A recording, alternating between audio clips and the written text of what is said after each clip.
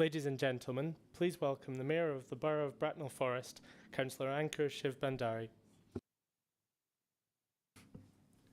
Thank you. Good evening. I would like to welcome everyone to this hybrid council meeting. Please note that I am waiving the requirement within the council procedure rules, which requires members to stand when addressing the meeting. Please remain seated. The meeting is being broadcast and recorded. If there are any technical issues, please bear with us. Before I open the meeting, I'd like to invite my chaplain to say a prayer. Welcome, Reverend Dunk.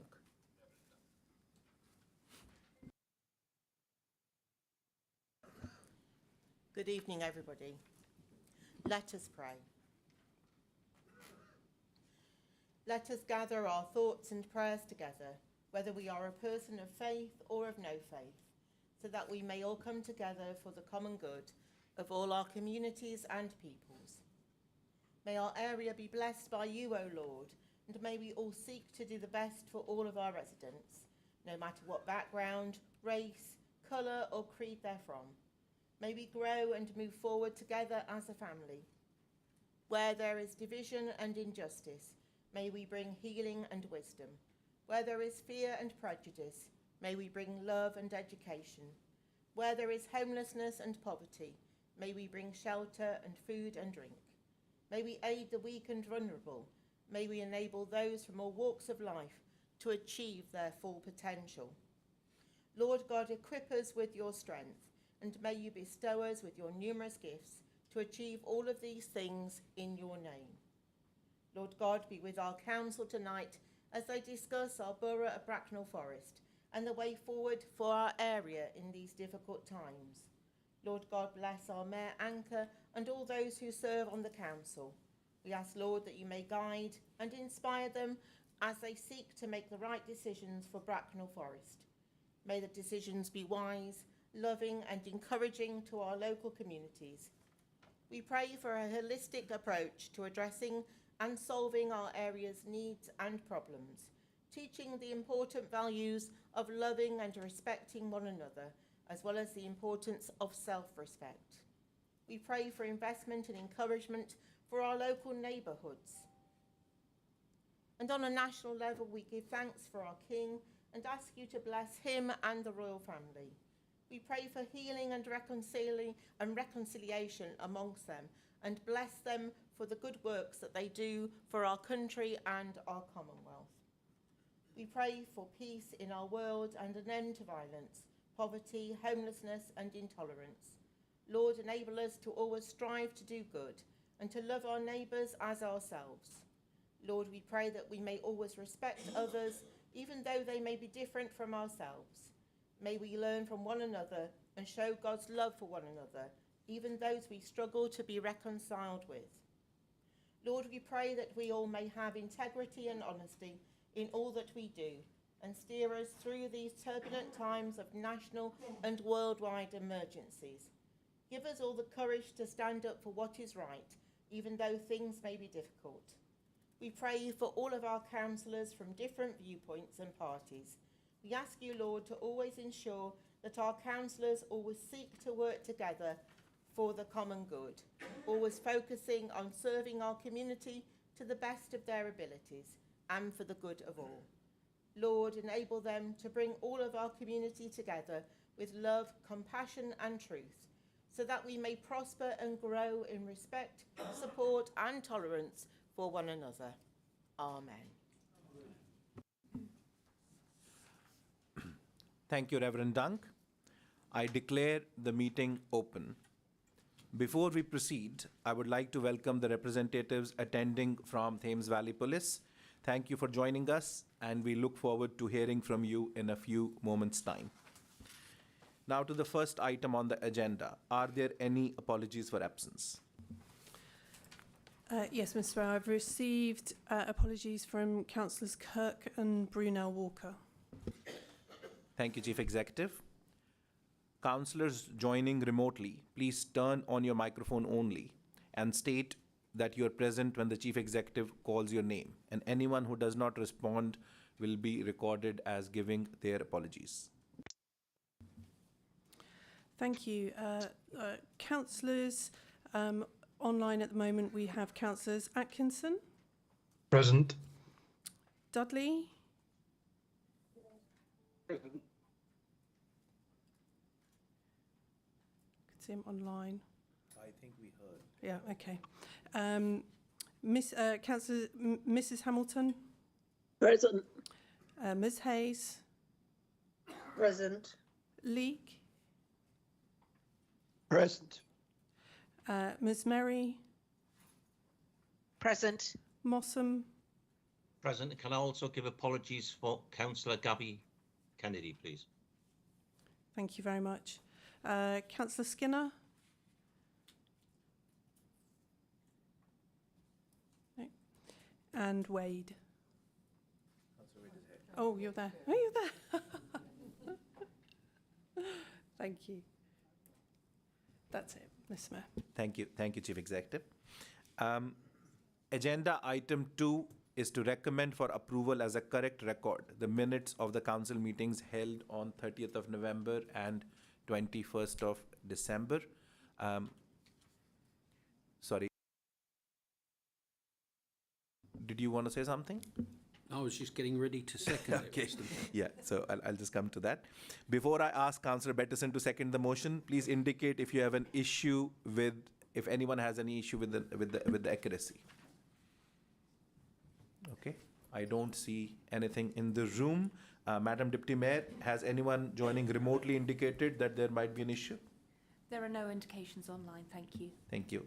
Thank you. Councillor Bettison, are you happy to second the minutes as a correct record? I am indeed, Mr. Mayor. Thank you. As nobody has indicated that they have an issue, therefore those are agreed.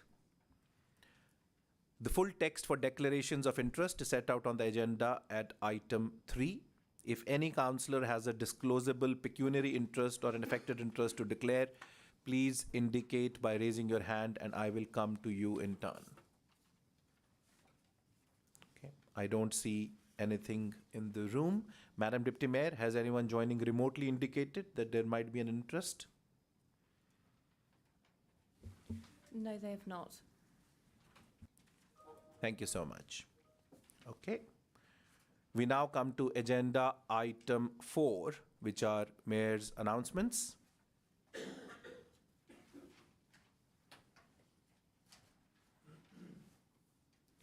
Okay, so I would like to start my announcements with the continuation of the opportunity awards that we first shared in the November meeting. We had an award winner at that time who unfortunately could not be with us that day, but I believe they are here with us today, and it is my extreme pleasure to present this award for the month of September to Peter Manner-Smith.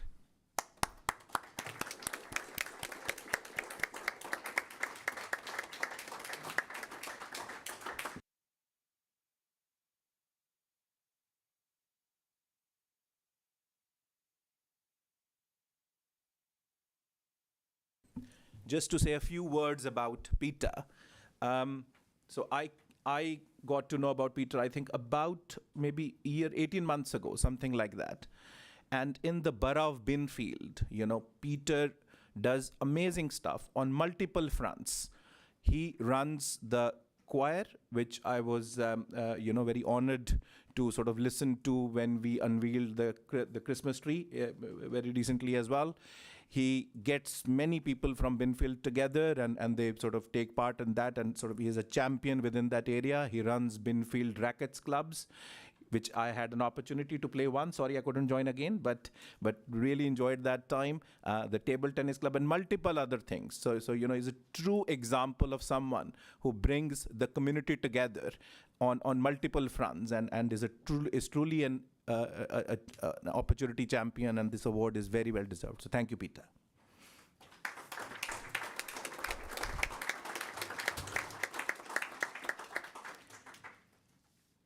Just a little bit in terms of what the mayor has been up to since we spoke at the last meeting. As you can see, I'm not a great dancer, but I was very honoured to be invited to the 40th anniversary of the Scottish Dancing Institute at Crowthorne. So they did get me to, take part a little bit, and I thoroughly enjoyed that. It was a huge honour also to present a decent amount to Bracknell Food Bank, which was done sort of largely by Lexicon, and the slide that is there. So everyone who went into the slide, a contribution towards that went to Bracknell Food Bank, which was great. Of course, it was a huge honor to light the Christmas tree in Lexicon and also in Binfield. We also presented awards to the winners of the Mayor's Christmas card competition, and really enjoyed, visiting the schools and presenting those awards to the students themselves. And one of the sort of, very poignant but sort of very heartwarming experience was having lunch with the homeless, although we don't technically have many homeless people in the borough, but with the charities who support the homeless, it was a huge honor for me sort of to meet everyone there and have lunch with them. So it has been a busy but sort of great run up to Christmas as well. So that was sort of my activities as such, top line. In terms of other mayor announcements, I believe Councillor Barnard, you have something to share in terms of a good news story? Yeah. Thank you very much, Mr. Mayor. So I don't generally comment on individual Ofsted reports from schools because there are so many, but I think it is worth noting that Edgebarrow has just received an Ofsted report judging it outstanding in all categories. And I think that's I think that's a tremendous achievement, because colleagues might be aware that at about the time that the inspectors went into Ofsted itself was actually on the radio announcing that 4 out of 5 schools previously judged outstanding were not outstanding. So I think a huge congratulations to everyone in the school. I'd also like tonight really to comment on a new school that hadn't been inspected before, which is King's Academy, which was judged good at its first inspection, which is a tremendous start for a really prestigious school in the north of the borough. And when you take that together, that means that Bracknell Forest Local Authority, in terms of good and outstanding schools, is now ranked the 6th best in England, which is the highest position we've achieved. Now, for those that are into maths, you'll realise that when you have a comparatively small number of schools, that to make the jump to the next level is actually really, really difficult. But that pitches us up against county councils, larger authorities up and down the country. And I think it's a huge credit to everyone in our schools, to the school improvement team. And this council's commitment to support governors and all those involved in leadership of schools going right back to when we became a unitary authority in 1997. This is an ongoing and long-term commitment. And it means that when families are choosing children for their schools this autumn, at primary and secondary level, they'll be able to choose good and outstanding schools. And I think that's fantastic. And that also goes for our children who are looked after and others. They too can have the education to which they're entitled to. I think actually in doing so, I'd also like to recognise the huge amount of work and commitment that our schools put in the autumn term, because it has been a really challenging term in terms of sickness and illness amongst both students and staff, and head teachers have been managing this. And I think in conclusion to say that not only in terms of our mainstream schools, but also within our SEND team as well, that, as you know, we've been recruiting and employing a lot more people there, and I'm really pleased to say that Neil and his team now have a huge number of people working there. They've been trained to a high standard, and they're working through supporting our children with additional needs. So I think it's been a really good term for our schools, lots more challenges, but I think tonight, it's worth celebrating success in our schools and the commitment and leadership from our governor, school leadership teams and all those in our schools. Thank you.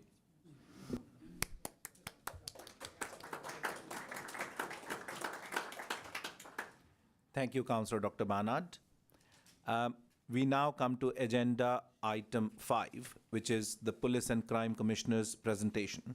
I'd like to welcome Police and Crime Commissioner Matthew Barber and Thames Valley Police Chief Constable John Campbell, and also Superintendent Andrew Cranage to the meeting. Welcome. Thank you very much. Indeed, Mr. Mayor, if you're happy, I'll kick off with a very brief introduction. I'll hand over to the Chief Constable, who's got some more detailed slides on the operational issues, and then we're both happy to take questions at the end of the presentation. That'd be great. Thank Always you. a pleasure to join you again for the annual update. I wanted to focus on some of the areas that I'll be looking at over the coming year. The first one of those is certainly around the contact with the public. Most obviously, of course, 101, which is the main route of access for the public into police for non-emergency issues. We are looking very closely and work very closely with John Campbell as Chief Constable on improving that. We've both been in a meeting this afternoon looking at not just the additional resources we're putting in to the call centre to make sure that we can answer those calls as swiftly as possible, but looking at some of the technological and system changes that we can have. And certainly over the coming year, we look set to knock several minutes off of the average waiting time to make sure that the public can contact the police much more swiftly through that number, but also looking at other ways in which the public can contact the police more easily. So looking at online access for victims of crime to get much easier and swifter updates on the investigations that officers are conducting. And we're also looking at new technology using other messaging platforms for the public to be able to contact the police. And I certainly hope in the coming financial year we'll be able to launch some of those projects publicly. That then very much looks at the next area, as we've got all that information coming into the police, is around delivering really effective community policing on the ground. There are always plenty of competing demands, and the presentation the Chief Constable will show you will emphasise some of that fantastically important work that the police will do, which perhaps isn't always seen by the public. You're dealing with domestic abuse, dealing with sexual abuse of children, county lines, gangs, dealing with the road traffic accidents, all of those things which perhaps don't always make the headlines around policing, but are nevertheless important. But it's really key that we focus on community policing so we have a good visible presence within our communities. We're in a really strong position in terms of officer numbers. We are well over 4,800 officers within the force at the moment. That is set to continue to rise. We've got more police officers in terms of anything we've ever had before. I'm hopeful by the end of this financial year we'll have more police officers per head of population than we've ever had before, and that will go beyond the target set by the Home Office for recruitment. In the coming budget that we'll be setting over the next few weeks, I'm looking to secure not just those additional officers that we've got as part of our full-time establishment, but to set provision to continue to grow the number of officers in future years to make sure that we can at least keep pace with our population growth. At the same time, it's really important that we continue to recruit more PCSOs. Members will probably be aware that some of our PCSOs have decided to join to become police constables, and that's a great career move for them. And they often make great PCs, but it's a challenge, obviously, organisationally. So we are recruiting now for those posts and are funded to continue that into the future. And that is all part of that strategy, that better contact with the public, but providing more local officers for Superintendent Cranage to manage in your area locally is all about the force becoming much more proactive around crime prevention. At the moment, there's a huge amount of pressure on our instant and crime response teams who are answering those 999 calls tonight, and that's fantastically important work. But what we need to do is try and turn that big ship around and make sure that we're in a position of being much more proactive so that we can prevent crime in the first place to actually reduce some of that emergency demand. That will obviously involve a lot of work with you as a council through the Community Safety Partnership, which I will continue to support, both through the existing work we have, but also through new projects such as the Thames Valley CCTV network, which we're looking to establish, which will support the work of local authorities and officers locally. So I'll hand over now to the Chief Constable, have a much more interesting operational update, and very happy to take any questions towards the end. Thank you, Matthew. Good evening, everybody. Thank you again for the invite. Can I just add my congratulations around those Ofsted assessments that were talked about? Being an organisation that ourselves come under inspection, that sounds like a fabulous effort. So and takes a lot of work to get there. So if I can offer my congratulations to you all for that effort. I'm joined by Andy Cranage. Andy's your local superintendent. And as Matthew has said, I'm going to talk a little bit about some of the work that we've been doing over recent months, or certainly since we last met. I guess my observation, and it's probably something that's similar to your world in local authorities, quite often people might concentrate on what we don't do as opposed to what we do. And I think it's important that I share some of the work and the numbers of stuff that we are involved in normal running. Then Andy's going to talk about obviously some of the more local needs we've had, or local issues. We've had plenty of questions in, and we can certainly cover off our answers to that afterwards. And then I'll just finish off with some general observations from one of our inspectorates who inspected us last year. So first slide there is just a representation of the force. We benefit from being a larger force area, and that gives me and the organisation a bit of scale. We can surge when we need to in various parts across the force. We are currently, as some of you may know, reviewing our structures within policing. There's a couple of reasons for that. And we have written letters out to councils. Many of you, I think, are aware of that. And no decisions have been made. But what we have is an eye on the future and an eye on the present. And we commissioned a review of how we are structured and how we're delivering policing, just not least because it's the right thing to do, I think, for an organisation of our size every 10 years or so. And we hadn't done one since before the start of austerity, really. And you'll appreciate that crime has changed a little, and the nature of what we're being asked to do by the public, it has changed as well. So that in its own right is an important need for review. At the same time, there's an economic reality that we are still required as an organisation to save upwards of £20 million over the next 3 years or so.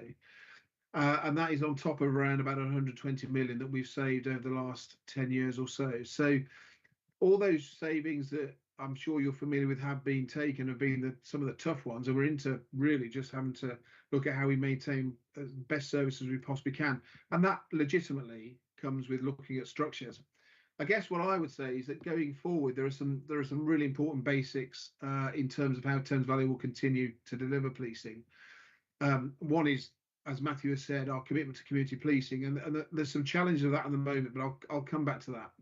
And then secondly, it's that local relationship with local authorities who are at the heart of that partnership, working with police, and certainly with members and council officers as well. That insight, that partnership working, that support, challenge, and endeavour amongst us both is fundamental to safe communities. So whatever the structure looks like, we certainly don't want to lose any of those relationships going forward. But as I say, no decisions have been made. We've sent out the letters asking for views, more meetings to come in due course, and we'll obviously keep you cited. But my commitment is, and that of others on my command team, is certainly to preserve the very best aspects of localised policing where we can. Okay, next slide, please. A little bit about my command team, and the reason I mentioned it, we've had a lot of change since last year, and a bit more change to come. So I am leaving Thames Valley Police at the end of March. Having been in the force for some 12 years and much longer in policing generally, and be sorry to go, but there's a right time for everything. But I'm handing over to Jason Hogg, who's my Deputy Chief Constable, and his appointment by Matthew was endorsed by the Police and Crime Panel recently, and that means he will take over. Jason's been my deputy for 4 years. He's been in TVP for longer than that, and I feel very confident in handing the reins over to Jason. A couple of new additions since we last met. So you'll see on the bottom row we've got Dennis Murray. Dennis has come to us from Northamptonshire Police. He's Assistant Chief Constable for Crime and Criminal Justice. He's been with us for getting on for almost a year now, and a welcome addition. And also Kath Akers. Catherine leads our specialist uniform operation teams that we do alongside Hampshire. On the right, we have Tim Metcalf, and Tim is a TVP officer who now is responsible for delivering counter-terrorism policing and regional organised crime policing in the southeast. And then in the middle, we have Tim DeMeyer. Tim, I mentioned Tim because he is Assistant Chief Constable for local policing, but Tim only last week was successful as being the preferred candidate of the Police and Crime Commissioner for Surrey as Chief Constable. So subject to endorsement from the Police and Crime Panel next week in Surrey, he'll be taking up that position probably sometime in April. Thank you. Next slide, please. Matthew's touched a little bit on the numbers, and certainly we've had some very welcome additions over recent times, and hopefully more to come in terms of the number of police officers. I guess the only observation I would make about that is that I'm sure we are greedy communities, and I'm certainly a greedy chief constable for the maximum amount of police officers that we can have to protect the community. We're across the Thames Valley. We are a community of 2.7 million people, with around about 6 million annual visitors. And so I guess, you know, when you stack up the number of police officers that I have or we have to protect those 2.7 million people, then the numbers perhaps coming to some kind of stark relief, and the task for policing and police officers, supported by fabulous police staff, by the way, and you'll see the numbers recognised there, can be a challenge. And as I say, we have areas of work that perhaps we would all collectively think policing shouldn't be involved in. I'll touch on that a little bit more later on. We are also seeing, we are also having a challenge around police community support officers. So we are budgeted for many more police community support officers than we currently have at the moment. And that is a gap, and it may be a gap that's being felt by you and in particular in and around your neighbourhood teams. Now, one of the challenges around that is that we've had a significant uplift in recruitment, probably the biggest we've had in a generation of policing. So around about 600 new officers. And that has given a wonderful opportunity to some of our fabulous PCSOs to join policing as a regular officer. And that has left gaps. And I guess the additional thing that we are seeing, that in a buoyant property market, in a buoyant employment market, we also are battling against other employers for those that might decide on this as a career, as a PCSO.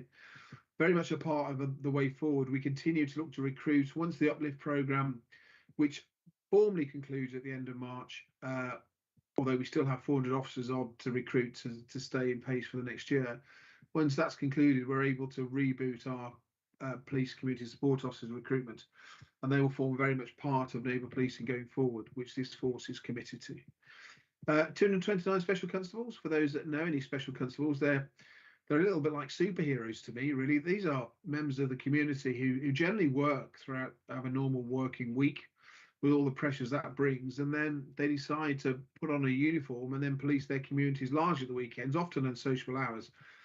And again, that is something that going forward, I know Jason, the new chief, is going to be very keen on in increasing the number of special constables that are supporting policing and also supporting their communities. And plus, some of you may be aware, we have a vibrant volunteer programme of people that help us out, either in departments doing sometimes administration tasks or recognising and building on some of the skills that they've had in previous careers. Often they are retired. They also are, on occasion, play acting at our training centre when we train on new officers and they need to learn how to arrest people, deal with members of the public as they go about their duties. So a variety of roles. And then we've got a number of cadets and mini cadets as well. And a wonderfully vibrant, enthusiastic group they are too. Thanks. Next slide, please. I mentioned about the uplift programme. One of the things we've been very keen to do is to take the advantage of such an increase in increasing the diversity of our police force. And certainly this year so far, 15% of our recruits have come from a Black, Asian, minority ethnic background. They're currently undergoing training. And around about 42% are female officers. Female recruitment has always been strong. It's got stronger more recently, which is an interesting one given some of the observations that have been made by some about policing and its cultures. We're welcoming a number of very capable women into policing, and long may that continue. Indeed, over half my workforce generally in Thames Valley Police are female members of staff, either police officers or police staff. But in particular, you know, we're very pleased to see the impact of our positive action and engagement team, a group of officers that are going out to the community and engaging with people that come from a Black, Asian, minority ethnic heritage, showing them the opportunities that policing gives. And we've seen a big increase in the number of our recruits, again, at a time when some in other parts of the country, or some might say, policing isn't a place to work if you come from a diverse background. Well, I would absolutely challenge that premise anyway, and certainly our recruitment has been successful. and long may that continue. More to do on that, more to do certainly around Black and Asian minority ethnic officers. You know, we've some welcome success, but definitely more to do. Thanks. Next slide. Okay, so I've got this as a 6-month indicator, really. The figures say 1st of April. We will release further figures in at the end of the year in March, financial year, should I say. What was interesting, when we released this information out to the media, I don't think one media outlet actually picked it up and reported in anything about the work that I'm going to describe to you, which probably gives you a sense of some of the frustrations we have, and I'm sure you do as well in the council, about some of the nature of media reporting sometimes, rather than some of the positives, but there we go. So you'll see that around about 500,000 contacts from the public. The world has definitely recovered from COVID, so it's something that calls are actually increased compared to a normal year. Of that, about 90,000 or so incidents that we attended and made around about 15,000 arrests. Now, of note, I think, and of concern to us all collectively, is that you'll see that a third of those, around about 5,000 of those, were for domestic abuse. We still don't think that's meeting, if you like, the hidden need around domestic abuse. It's a hidden crime, and so what we do see is that when we do arrest, we have very high levels of satisfaction from those victims that we engage with, and sometimes it's satisfaction even though perhaps they might not have wanted us to take that action in the first place, just because of some of the complexities that are associated with us dealing with domestic abuse. But we did get some welcome positive feedback about how we deal with victims. Knife crime arrests, a key priority for everybody, I'm sure. There's certainly been parts of this force area, less so thankfully Bracknell, but in other locations where we have had knife attacks. And I was only along with the Commissioner yesterday in Slough, where we were welcoming the Knife Angel, which is a statue made out of surrendered knives, acting as a catalyst for debate and action from the community and policing to reduce the potential threat of knives. And certainly we've been very proactive in both Milton Keynes and locally within Bracknell and Woking in terms of our knife crime operations. And I'll touch on that. I know Andy will as well, in terms of what's called Operation Sceptre, which is a knife initiative that we focus our activities on. Drug dealing, well, you'll see that almost 2,000 drug possession arrests. Organised crime, 234 arrests, including the confiscation of 27 firearms, and also almost 250 arrests of people suspected of involvement in exploiting children. And this is either online, when they are sending peer-to-peer images of indecent images, and we have a team that to review that and seek those offenders out, or they're engaged and trying to meet children for sexual purposes. And that is a significant number of arrests and subsequent prosecutions as well. And we have dedicated officers who deal with very dark inquiries, and we have to make sure we wrap around welfare for them, because this is their day jobs, and they have to view sometimes some horrific images in their efforts to secure convictions. And they do a pretty amazing job. Thank you. Next slide, please. One of our focuses, as you would expect, and we've reported previously around violence against women and girls, is particularly around the investigation and the outcome rate. So outcome is the word for detections in simple terms. The Home Office every now and again will change the actual word, but for ease, let's call it a detection. And certainly in terms of rate, we've seen an increase of 8% or so. Sexual offences, again, considerable increases in the hundreds of offences around sexual offences. And likewise, stalking and harassment. And so stalking and harassment is a precursor crime, often involved in domestic abuse, but is a precursor. And so many of the things that you'll see reported nationally, I'm sure, where we have victims of homicide who have had some form of stalking or harassment from a partner or a person that's known to them, that could potentially be prevented. Certainly if reported, a reflection from agencies about what they might have done. So again, a focus for us and an increase in our attention and detection and bringing offenders to justice and providing respite, particularly for stalking and harassment victims. Domestic abuse I've talked about. So what follows on from positive action and positive arrests is that you get the victim's needs met as much as you can, and then we can prosecute or take whatever action that we can. And generally, the amount of crimes across the force compared to this time last year, where we are detecting it, has gone up by 21%. It's still not enough. I mean, it's good, it's improving, and we compare very favourably to other forces. We're in almost the top 10 of forces around the country. But I'd want to see that much higher, but we have been making progress. Thank you. Next slide. Perhaps this slide is one that, again, doesn't get too much attention, but road traffic incidents in about a 6-month period will go to about 4,000. Some of those were fatal or killed or serious injuries. Just in that, we often get challenged around what are we doing about speeding and the like. And if I can share the most recent figures for the year to date, that's from April to the year to date. So we've issued 2,500 tickets. That's when officers have issued the tickets. That's patrol officers, predominantly roads policing officers. And then around about 130,000 people have been prosecuted for speeding offences across the force area. And that's a combination of fixed cameras and also mobile. And often the mobile enforcement cameras are based on local community intelligence or reporting as well. We've had Operation Holly, which was the Christmas drink drive campaign.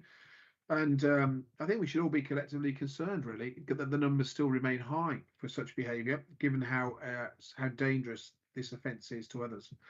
We had 451 arrests during the December period. 168 of those indicated drugs impairing the driver, and 283 of those were for drunk driving. Interestingly enough, 101 of those, about 22%, were for people under 25. So some figures there, again, from the force in terms of its efforts in and around roads policing. There's a nod there to 810 people experiencing mental health distress. That's where we've used our powers of arrest. We can arrest people who are in mental health crisis. We do so reluctantly because we want to make sure we're the right agency to be dealing with. But on occasion, we need to, where they present a threat to themselves or to other people in the community. And 810 arrests. Now, I think that's a lot of arrests, and that doesn't touch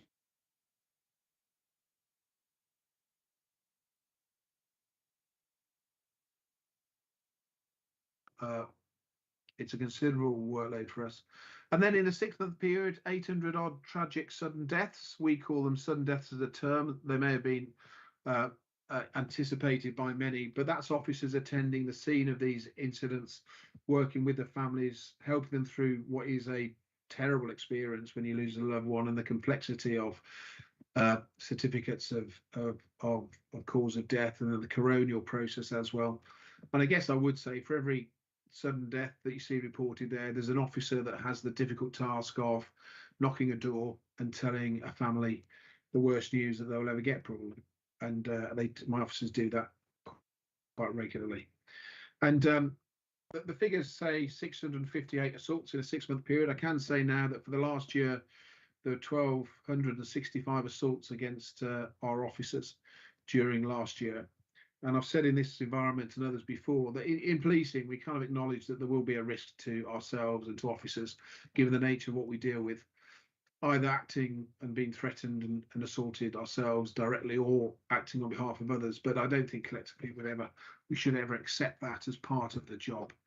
And we should respond, and we do get good support from the courts. But I think we should individually be outraged about every one of those assaults, either police officers or any other emergency workers as they go about their work. Okay, thank you. Next slide, please. Just some other highlights that I'll share just before I hand over to Andy. We have been awarded White Ribbon accreditation. This reflects an organisation that is committed to stamping out misogyny, sexism and the harassment of women, which we were pleased to get as a public sector organisation. We've also been awarded a Menopause Friendly award as an employer that reflects and understands the impact of menopause on women in our workplace. I mentioned 52% of my staff are women, so understanding the impact of what is a very natural part of life for many and has significant symptoms for some is an important recognition. I mention that because, again, I guess it would perhaps challenge the perception that the policing is a misogynistic organisation, because I don't think that's the experience of the great majority of my staff, and we're working hard to make sure it's an environment where people can flourish. We've also been recently awarded a Race Trailblazer Award, I think one of the first forces in the country, which showing and is awarded recognising commitment to issues of diversity within the organisation. And a couple of nods there to some stuff in the background, I guess, but equally as important, particularly DBS, Disclosure Barring Service, where we were recently graded as outstanding, and I think that's important, certainly for those of you and friends and colleagues who want to work in public sector where DBS is so important, and other employment, making sure we get that spun round quickly for people so they can progress their employment in particular, and we can protect the vulnerable from those that might have a history that none of us would wish. Then that's an important part of what we do, as is our firearms licensing. Okay, next slide, please. And finally, Andy was our one of our very important commanders, probably the busiest on the day in terms of command. And I had to take Andy away for a period of time to do that, which obviously would be a local loss, but I hope you understand why. So London Bridge, obviously the funeral of Her Majesty the Queen. We were the focus internationally for a while, others London, Scotland, more so, but for the final interment of Her Majesty at Windsor, it came to us, and we had around about 2,000 officers on duty on the day, but we had many in the run-up to make sure there was a safe environment for those that wish to pay their respects at Windsor. 1,500 of our own staff in Thames Valley, and some mutual aid from other forces as well. The reason I mention that is because on occasion, as I made reference to the size of the force and the challenges that we have, I will have to draw sometimes officers from around the force, and Andy's probably a very physical example of that at command level. What I would say is that in the way that we did on that, if there were issues with the Bracknell and Wokingham, we do also on occasion surge resources from other parts of the force into Bracknell and Wokingham. But it's a proud day for the force. It was one that we knew was coming but was unwelcome, and a time of sadness for the country when it did. But I hope we gave a good account of policing and for ourselves, and also the UK as well. Thank you. Next slide, please. Right, I'll hand you over now to Andy, who'll share some of the activity in Bracknell, and then I'll come back to you at the end. Thank you. Thanks, sir. Good evening, everybody. I've got 4 slides I'm going to share with you this evening, which I think you would have seen before. First one, we'll talk about the priorities on the Bracknell and Wokingham police area. I cover 2 local authorities, but obviously this slide in front of you at the minute will focus on Bracknell. Then I'll just talk a little bit about the structures I have within my police area to manage those priorities. And then I'll focus a little bit on a couple of areas of work around our priority crime team and tasking team and work they've done. And then also talk about the neighbourhood team and some partnership work. And again, these generally focus around the priorities for the local area. And probably the thing to say about those priorities, they very much link into the community safety partnership priorities as well. So we're very closely with the community safety partnership manager and the teams and the various meetings and structures there across that partnership in terms of tackling these key areas of risk and harm. So 3 key areas I direct my staff to work to across the police area. Violence against women and girls is a very important part, especially domestic abuse, and I'll talk some detail of that very shortly, and sexual offences. Again, you'll see them on the first slide here. Then we've got violence and knife crimes, which have been mentioned by the Chief Constable, another very important area of policing that touches into that physical harm and also exploitation that takes place around that. And the other key area for me around my police staff and officers is around what I call victim care. So how do we update the victims about their investigations? Do we provide them a good quality of service, etc.? I don't focus too much in this presentation on that. There's a lot of work going on around improving and making much better, and the PCC did touch on some of the kind of investments in technology that's going to help us with that area of business. So where you see the words and acronyms in there, I appreciate it as an acronym, but FAT, so formal action taken, is what the Chief Constable mentioned earlier as an outcome. So that's somewhere where somebody's been charged or cautioned, or there's a community resolution, or another organisation has done some work with that individual to move them away from kind of maybe committing the offence again, etc. So we see that's what that actually means.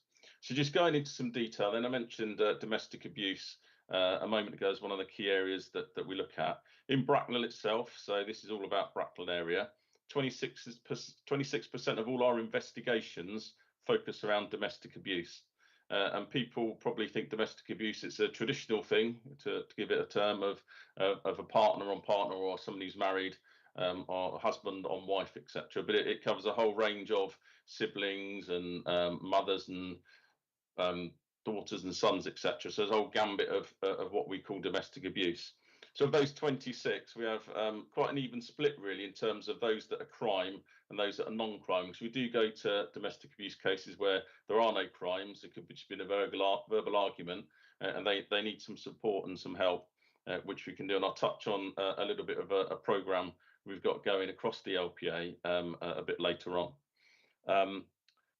And out of those 26% that we've got there, 61% are low-level crimes in terms of low-level assaults where there's a reddening to the skin or something of a similar nature to that. But it can range up to more serious kind of GBH level. Our current outcome rate is around 15%, which is on upward trend. So we're 40% up where we were against the pre-pandemic levels.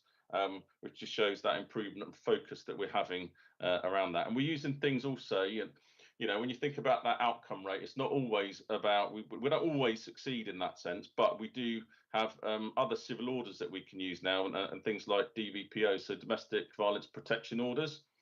So we can put domestic violence protection notice against somebody.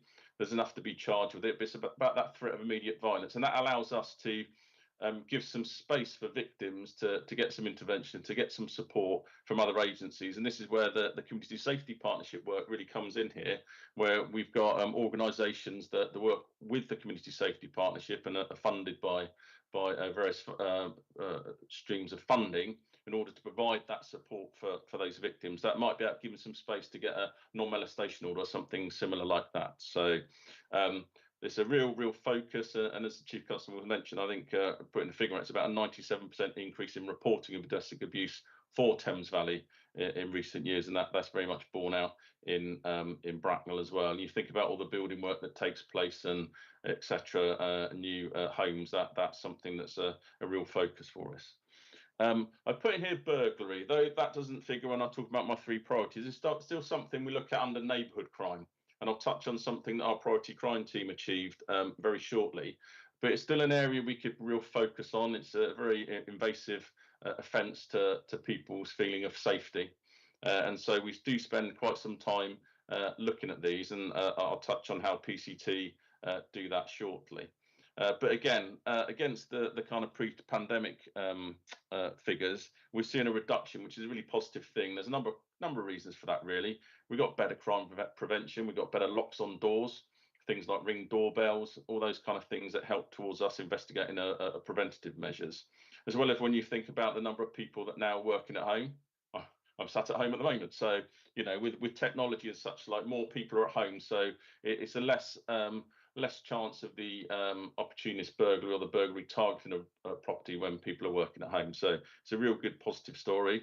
But I just wanted to put it in there just to say, you know, though it's not a key focus, we are still reviewing, looking at that, picking up trends, etc. And as I say, I'll talk about something in the 3rd slide around that. Another key area, moving back to bottom left there, is violence with injury. So again, we've got a real focus upon this. A lot of this sits within domestic abuse, where it's in the home, quite often hidden, as has been described already. So again, we're getting much better now also at recording the historic instances of assaults within domestic abuse, which really does help us build that picture around a family, an individual, a perpetrator. So it's really important we're recording those, and so we do see that increase in offences. But our outcome rate there is just about a 1/3 of those offences we go to, we have some kind of outcome. And again, within that will be other kind of diversions into other organisations to get help around anger management, diversion at the point of custody, etc. Just touching on knife crime, probably the other thing just talk about there, also in some of that violence with injury, the Chief Constable talked about stalking and harassment. And again, that is an area that comes under violence against the person. And again, we've seen a much better recording of that. And certainly my officers now, when they go out to those offences, my expectation that if they're even like a first part harassment, where it's the first part, the first report, that we take those positive actions of recording that, making sure we get the statement. So if it does happen again, we're in a really strong position to then take some positive action against any kind of perpetrator. Knife crime, real scrutiny around this now on the police area. Again, we've got a 21% reduction in knife-enabled crime across the police area, which includes obviously Bracknell. And this really is key about focuses on those offenders and really managing those offenders who are doing this. And I'll talk about that very shortly in the next slide about some of the operations and meetings we have that really do target those committing those knife crimes or maybe subject to being drawn into that world of knife crime. The other two areas of focus is in the bottom right box there, which is sexual offences and rape. And I'll probably just focus around rape because probably when people see that number of 69 in Bracknell in terms of the number of offences, there's probably some alarm bells ring. But just want to reassure you that when we break that down and look at the actual number of crimes, and if you know people, you hear the term stranger rape, i.e. someone isn't known to somebody and they've been subject to the horrific crime. Out of those 69 offences, only 2 were of that nature, and out of those 2, we know who the offender is, and one's still being investigated, and the other one is also being investigated. And again, domestic abuse plays quite a significant part in those figures. 38% of those. And when you look at that 69, the actual number that are recorded as a crime is 45, because of the way we record and take information about such offences now. We will record a crime at the first point of reporting, but then investigations might subsequently lead us that may not have happened in the way it's been described, for example. So it's what's called a no crime or third-party report, and we can't confirm what's happened. But out of that, 45 are actual crimes that have been investigated. But just to reassure you, if you can reassure you about an offence of such nature, of those where that would put real alarm into the community, there's only 2 of those offences, and we've got the offenders in those cases at the moment on bail or being investigated. For next slide, please. Thank you. So I've talked around some of the performance data. I mean, there's lots of performance data there, sort of the highlights. Just want to talk around how we actually do the management from a policing perspective around those. Now, there's lots of operation names there that you can see, but essentially what they do, there are a series of meetings we have on a weekly basis where we review in detail the investigations and any trends we have in those key areas of policing that I've talked about. So we've got Op Kremlin, which looks at the sexual offences. It's a review and case management of what's taking place, making sure we're taking all those opportunities we can around investigation.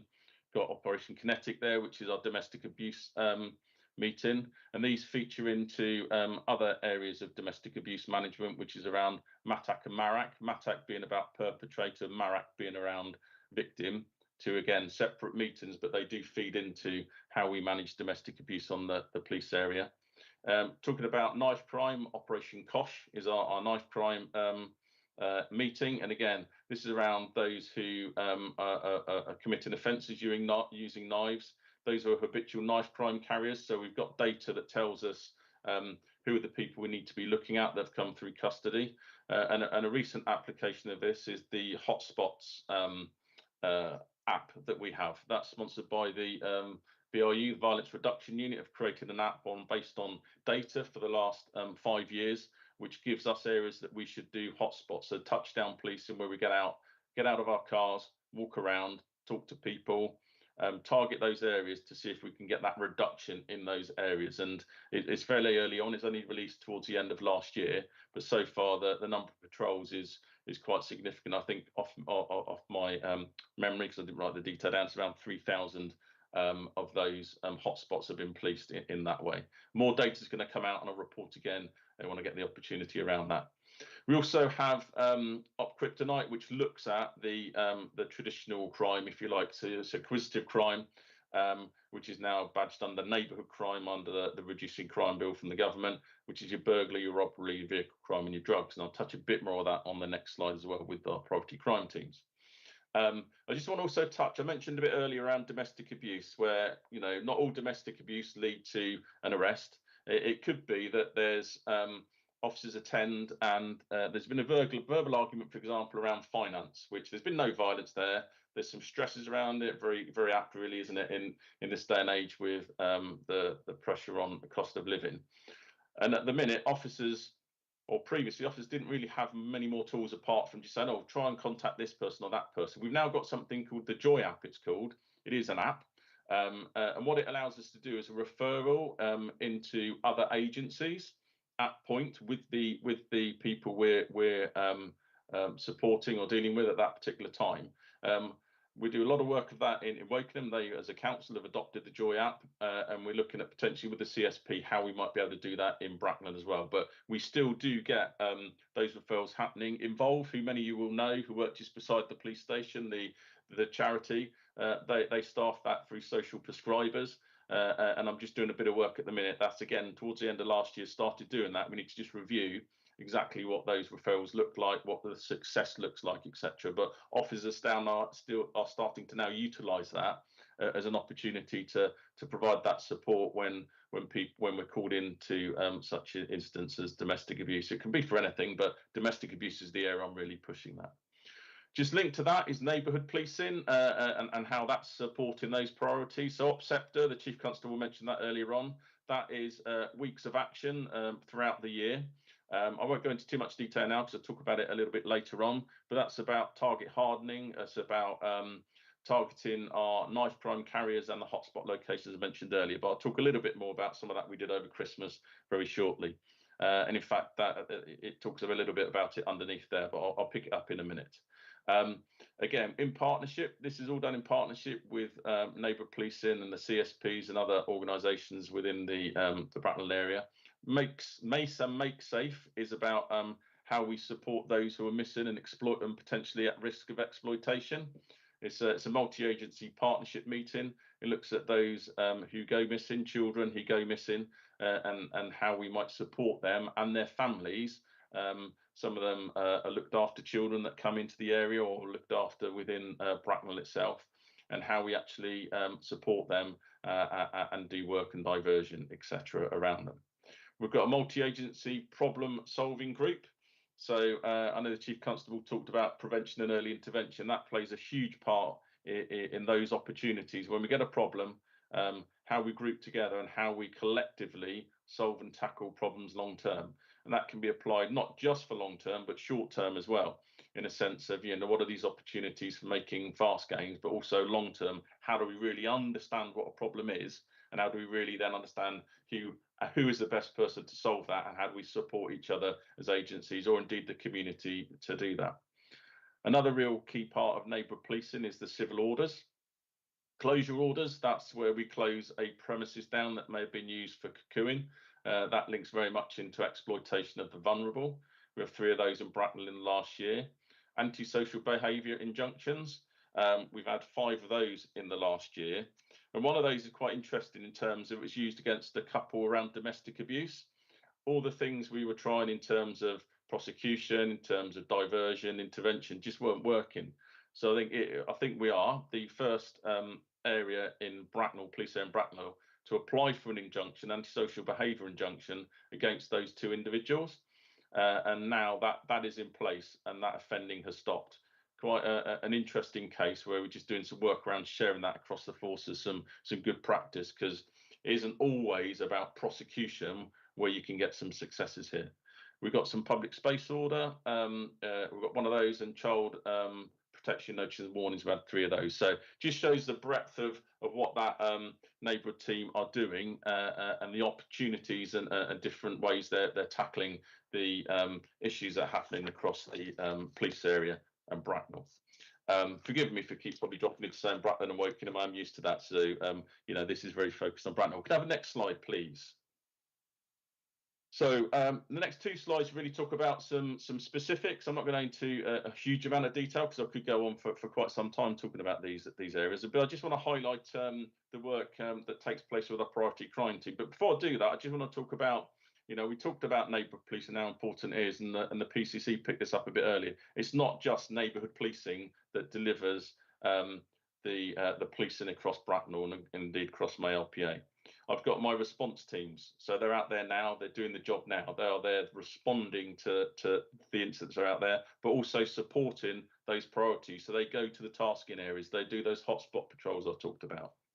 We've got our neighbourhood teams, and you know, we heard about the challenges about resourcing on that. And yes, I would want more and more if I could. But at the moment, we're going for a bit of a change where we're getting new officers in the not too distant future. That will start reaping rewards for us, where we'll have more opportunity to increase, I would hope, our neighbourhood teams.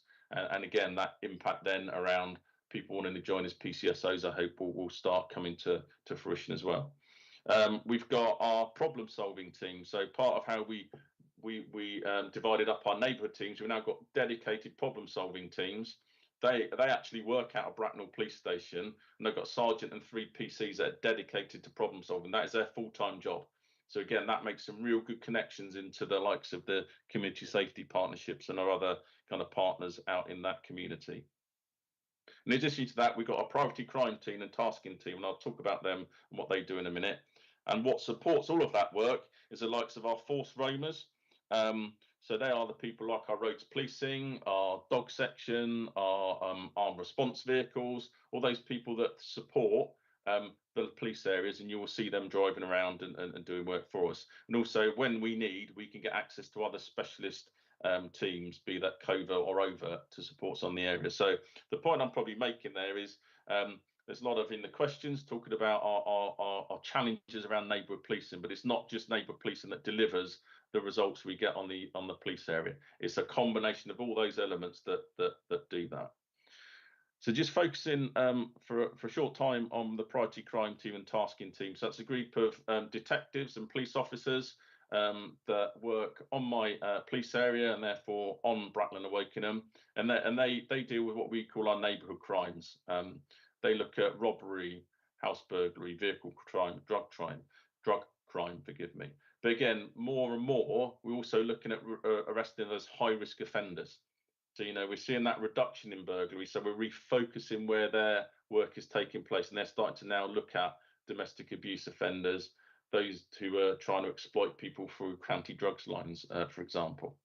I think I'll talk about county drugs lines a bit later, but I'll touch on it now. But in terms of county drugs lines, there were 7 in the last couple of years working from Bracknell, if you can call that work. The work that the priority crime team and tasking team has done has seen that reduced to 2. And certainly the intel and info we're getting from people who are providing it to us, who may be drug users, etc., is that the CDLs, or county drugs lines, don't want to come to Bracknell because of the likelihood of them getting caught and getting prosecuted. So it's a really good news story that they're reducing that, and that's such good news for people who may be vulnerable, the cocoon, the stuff we talked about around closure orders, etc., where we can really help and support those vulnerable people. And in fact, we've got I think another closure order coming online very soon.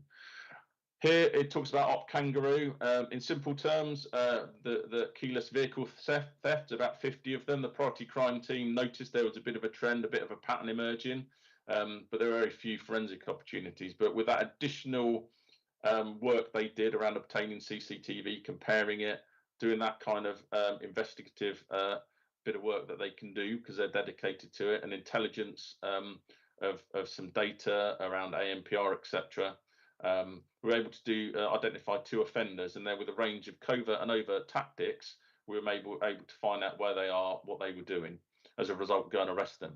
What that then led to is them being charged, and they pleaded guilty to 54 conspiracy offences, or 54 offences of trying to steal vehicles. Linked into that, we got further intelligence led to a drugs warrant where we found Class A and B drugs. And recovered those for a value of £100,000. So again, that just shows that when these organised crime groups, which this was, when you get into them and you start really going after them, you can make some real impacts. And again, that takes £100,000 worth of drugs off of our streets and in and around Bracknell. So a really, really positive news story, and how effective that priority crime team and tasking team can be. I'll just drop then into the next slide, please, where I talk around our neighbourhood partnership work. and just 2 examples of how that's worked really well. So again, under that kind of the area of violence against women and girls, in July last year there was a series of sexual assaults in South Hill Park, 4 adults and 4 children being sexually assaulted over a period of 2 to 3 days. And working with the schools, the neighbourhood team were potentially able to identify the suspect. But one of the real bits around this was the confidence of people to come forward. And I think that's where you're seeing that increase of reporting the sexual offences, where I think the public getting more victims are more confident that we're going to get somewhere with that investigation and come forward and tell us what's happening. And again, if it wasn't for the partnerships we have with the schools and the ability to share information, we probably would have been more difficult to identify the person who's doing this, which was a 13-year-old male. He was arrested, he was interviewed and charged, and we're just awaiting for that sentence. But again, just an example of in that priority area where the neighbourhood team can work and contribute towards that.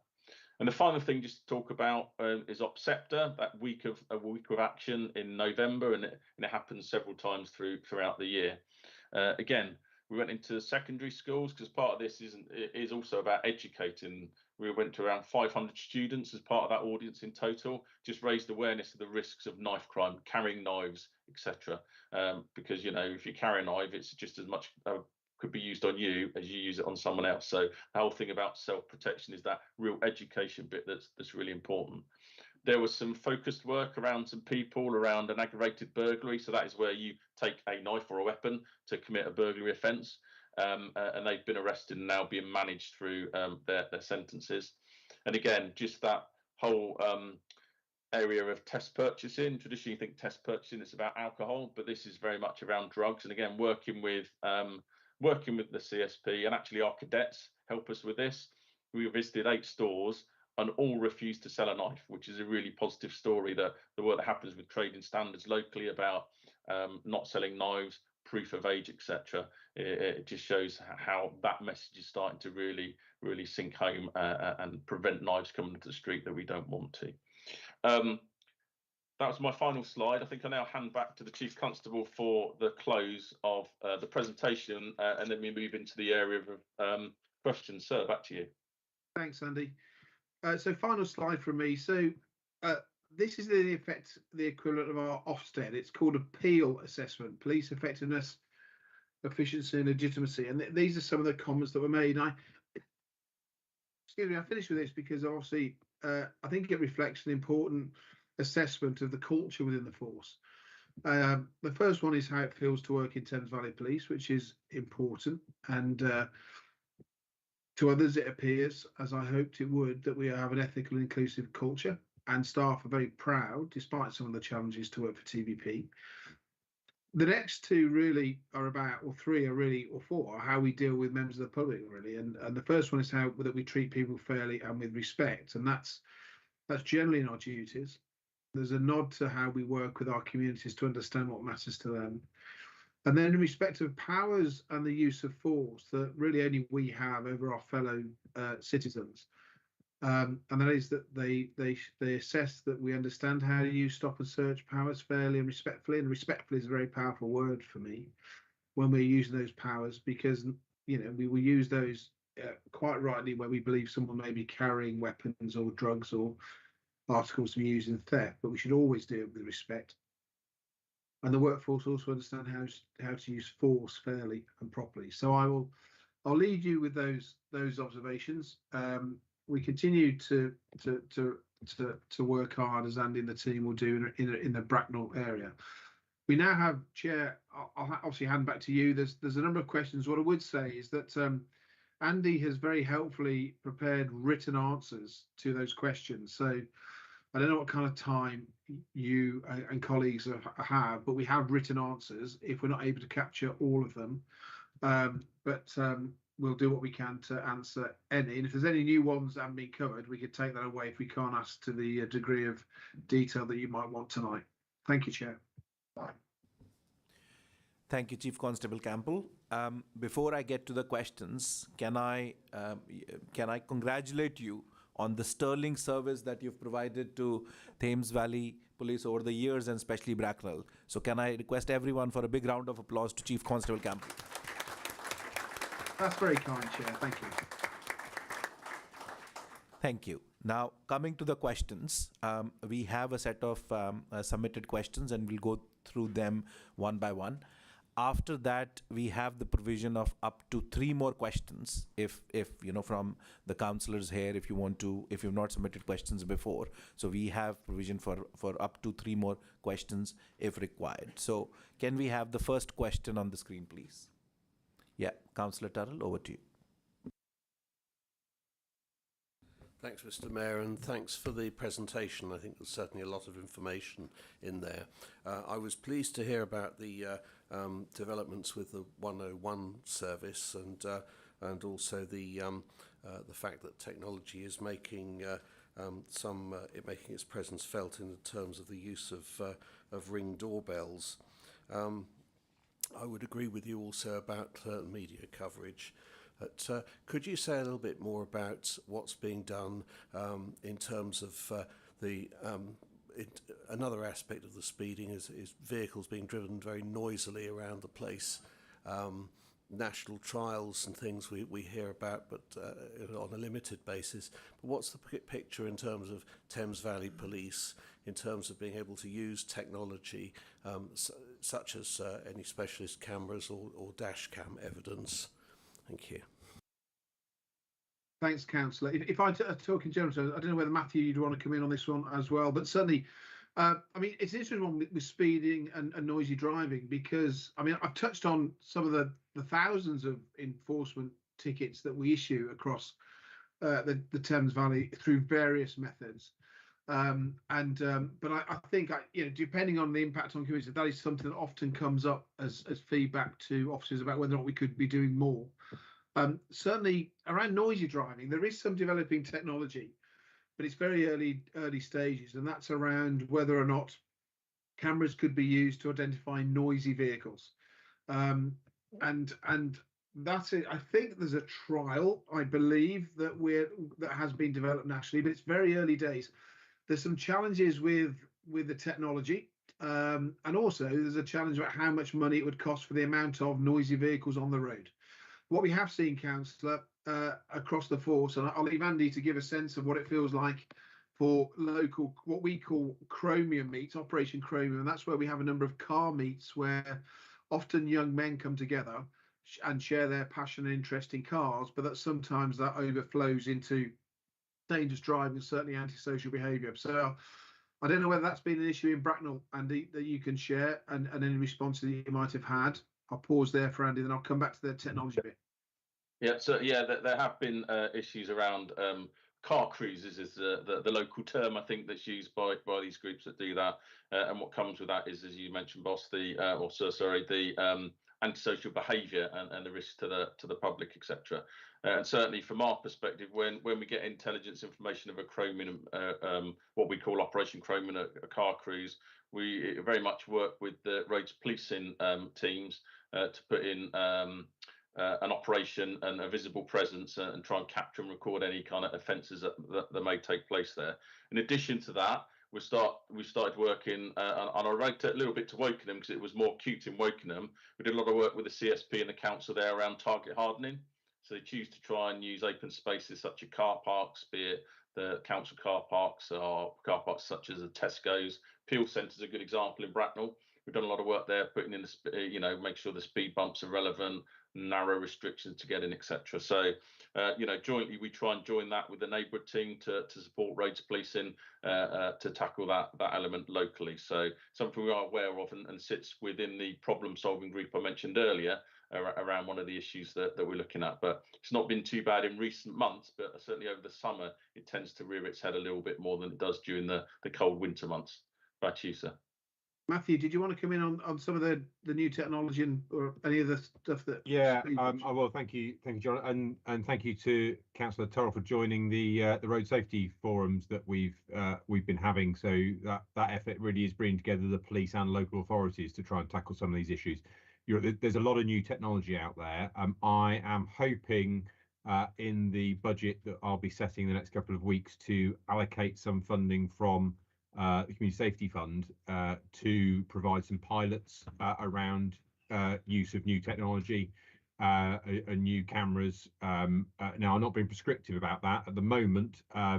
As things stand today, I can't say how much we'll be able to allocate in the budget, but dependent on what the final figure is, then it's really a matter of professional judgment for TVP to look at what technology is available, what's being trialled elsewhere, what could we do. But I'm hoping that we can have an allocation in the budget which will at least give TVP some flexibility to try some of those new technologies. And in an ideal world, my preference would be that it's mobile, because whatever sum we allocate is not going to be enough to cover the whole of TVP. So if it is noise cameras, if it's average speed cameras, the ideal for me would be some systems that we can move around, not on a daily basis, but perhaps 1 month you can have them in Bracknell and then move them on to where the problem happens to be, so we can get maximum coverage. But watch this space, and hopefully some good news coming in next month's budget. Thank you. Thanks very much for those answers. Thank you, Councillor Turrell. Thanks to the TVP team. Just to help the proceedings, I'll just share the order I have of the questions. So I've got now Councillor Templeton, followed by Councillor Brunel Walker, Councillor Mrs. Birch, Councillor Badibo, Councillor Mrs. Go, and Councillor Mackenzie Boyle. Councillor Brunel Walker is not here, but I will ask his question when it comes on the screen on his behalf, if that's okay. So that is the order that we are following. So Councillor Templeton, over to you. Thank you very much. Thank you for your presentation, Councillor Templeton. Is it up there? Oh yeah. This is really, you said a lot about recruitment, and hopefully when you get more neighbourhood PCSOs, and that'll help. This is really about blatant drug dealing. And a lot of the community say they see things, they used to report it, but now they don't, because they never hear anything, what's taken up and what's the point.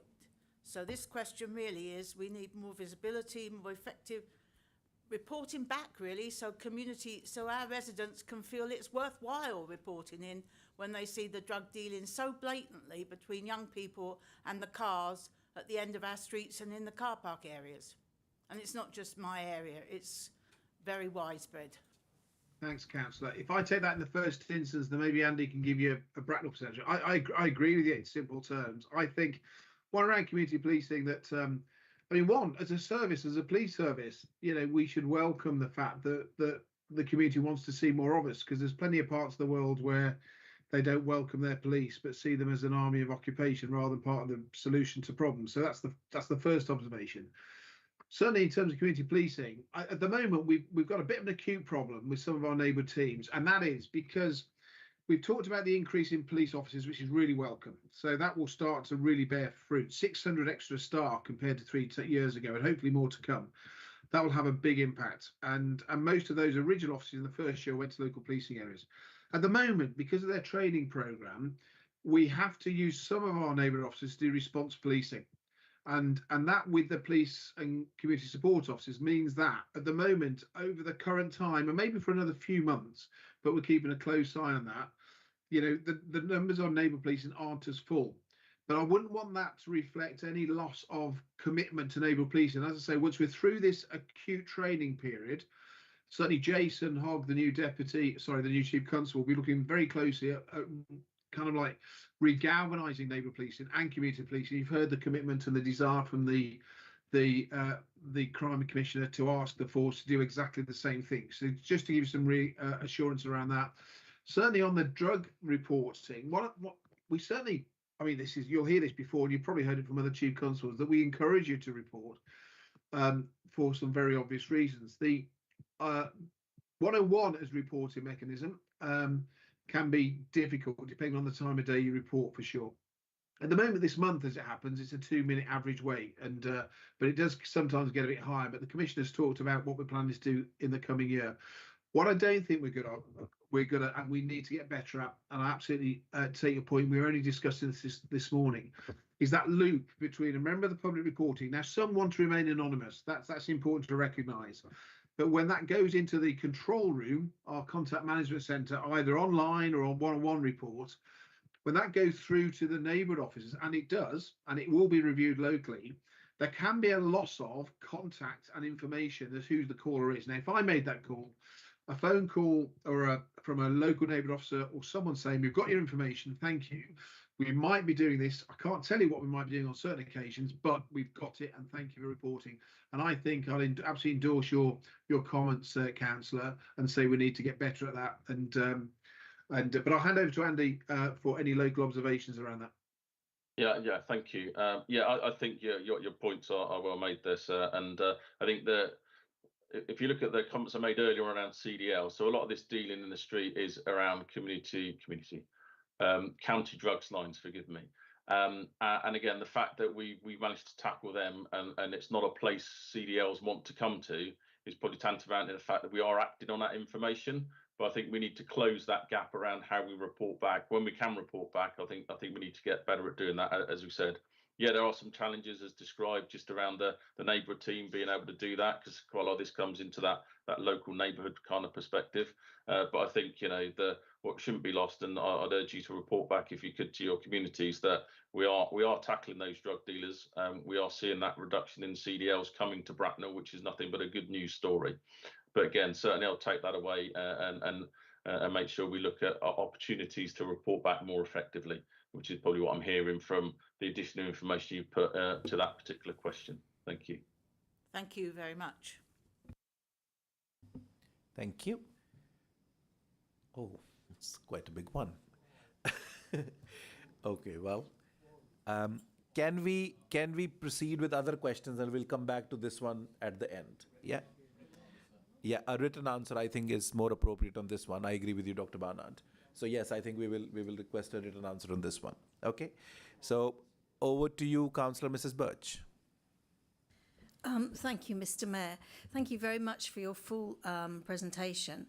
And my first question is, due to the 3 fatalities on Mill Lane and Ringmead, would the police consider putting in an average speed cameras from 9 Mile Ride along the A3095 and down Mill Lane to Twin Bridges, with the speed being 40 miles an hour along this corridor? This would help speeding, ensure traffic flow, but deter the antisocial speed racers, but more importantly, also make it safer for our residents. I mean, I welcome the fact that you're going to put money into this and using your new technology, but I don't know whether this is possible. But I know that I've had a lot of people ask for this, and I think this corridor along there would really benefit all our residents. Shall I answer that one, if that's all right? Yeah, go ahead, Andy, and then I might talk in more broad terms about traffic enforcement. Yeah, you're probably going to do what I was going to say, sir. So I might defer to you, and then I'll just put anything local in that I feel might be relevant, if that's okay. Yeah, well, thank you. It was only to say we don't have any average speed cameras at the moment in this regard. In the terms, there are average speed cameras, but they're not necessarily controlled by policing. And I guess it would need to be a joint partnership arrangement between ourselves and the local authority around average speed cameras. So we've also got fixed ones and we've got mobile ones. Average are ones that we haven't developed much. Matthew, did you have? I know that you have done you've been asked questions about average speed cameras before, haven't you? Yeah, I need to say I think that's one of those things that we need to look at in that additional funding I've talked about for the next financial year. I mean, I hear what you say, Councillor Birch, about this stretch, and I'm aware of those fatalities and discussed them with others. I think it'd be premature this evening to suggest, when we haven't got the money in the budget, that yes, it can go on that project in that place. But I think we can say we hear your concerns, and let's see what we're able to deliver across the force and put that in the mix when we're considering what the options are. Sorry, Andy, you're yours. Sorry, forgive me. I just thought I'd just say I am actually meeting the Roads Police and Chief Inspector this Friday anyway. Some other matter, so I will talk to him about this anyway.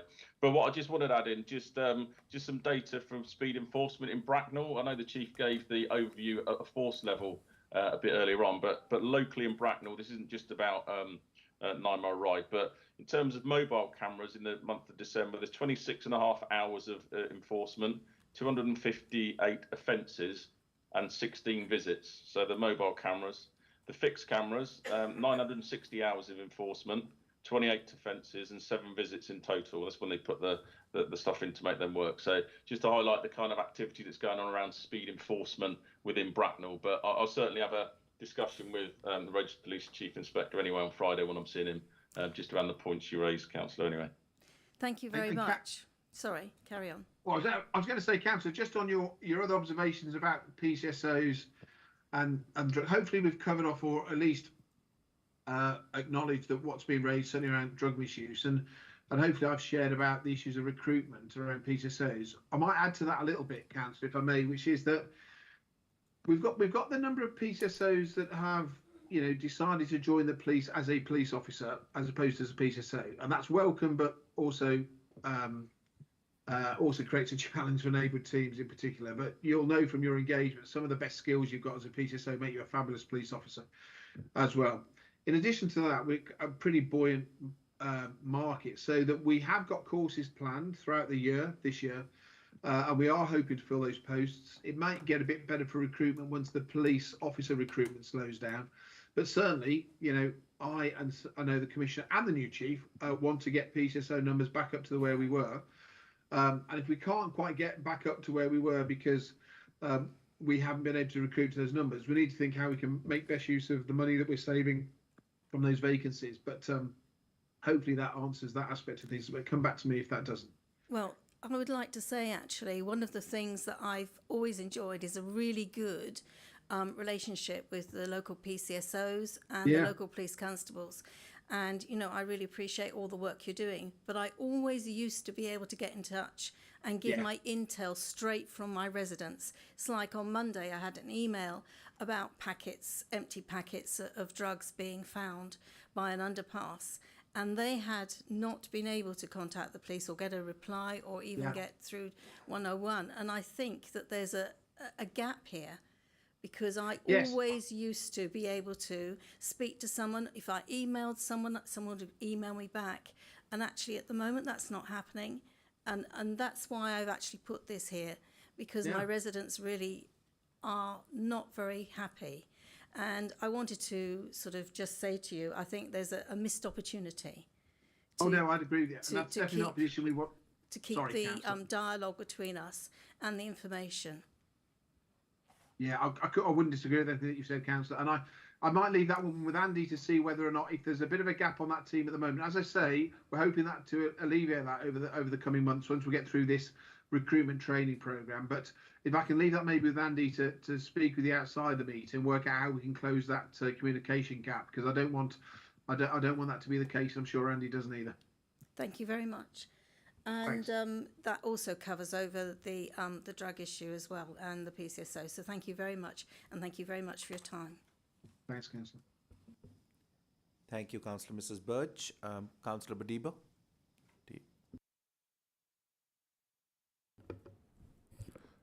Thank you. Councillor Michael Badiba here.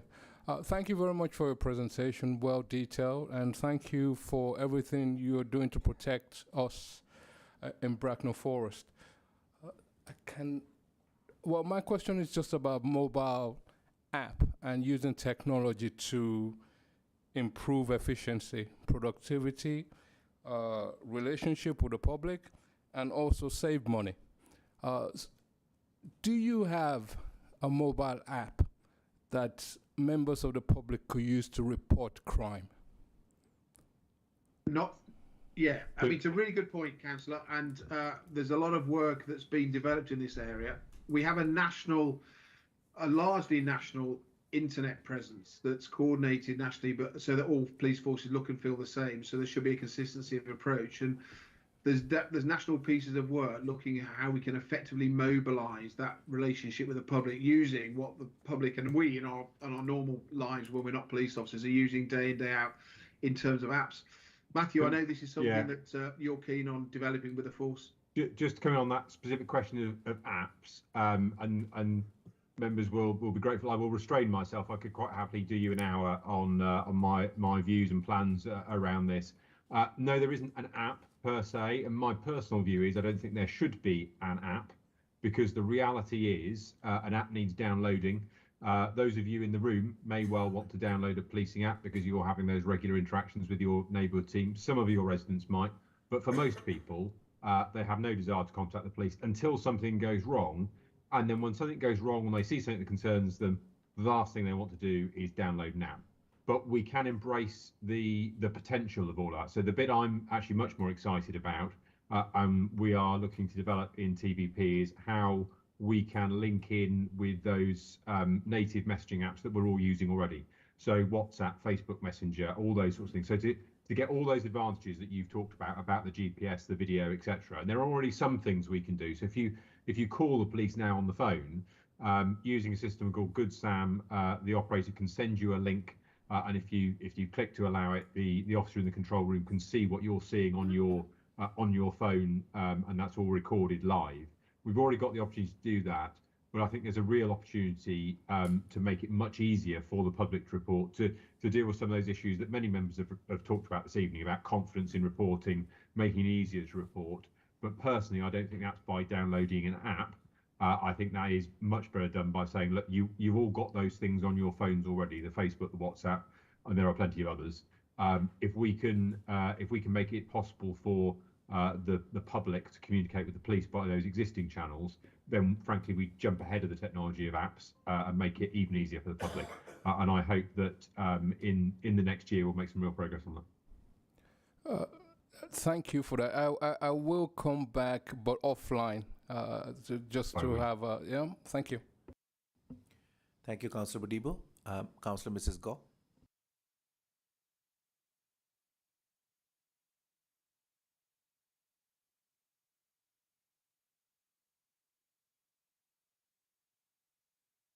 Thank you. Would you like me just to answer this one? Would that help?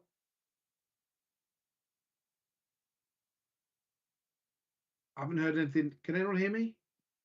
I can still hear you. Thanks. I don't know if anyone can hear us in the council chamber, but I don't think we can hear you at the moment. I think if we can just get the reply and okay, yeah, Councillor Mrs. Go. Great. Thanks, Okay. Councillor. We can hear you now. Okay, well, thank you. It's a question that's often asked, really. What happens to all the money that is generated? And in simple terms, it has to go back into road safety. So we are not able to use it for other means, in simple terms. So it goes back into the people, the kit, the equipment, education programs, etc., that are used to promote road safety. Because for obvious reasons, there would be a great deal of suspicion from members of the public if we had this as a more general income generation. And quite rightly, we have to be very focused about what we do with it and how we do with it. So the simple answer is it goes straight back into road safety. Yes, thank you for that.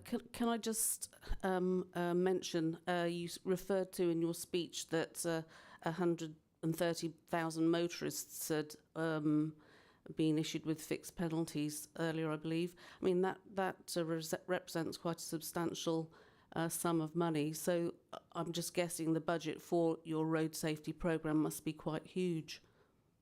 Yeah, I mean, there's a certain amount of work that goes into such things as the speed awareness courses and the provision around that. There's work that goes in around the kit, the equipment, and the staffing and the actual sheer processing of that. So exactly that, and also obviously roads policing benefits from that as well. So yeah, it's not inconsiderable. I mean, it's one of those things, you know. I mean, sometimes I get as many people saying that we do too much speed enforcement as I get saying too little.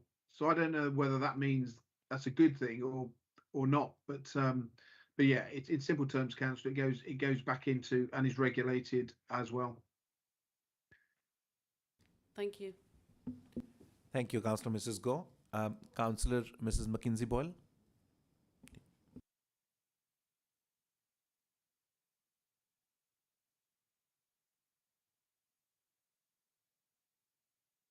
Okay, let's try this one. Thank you very much indeed.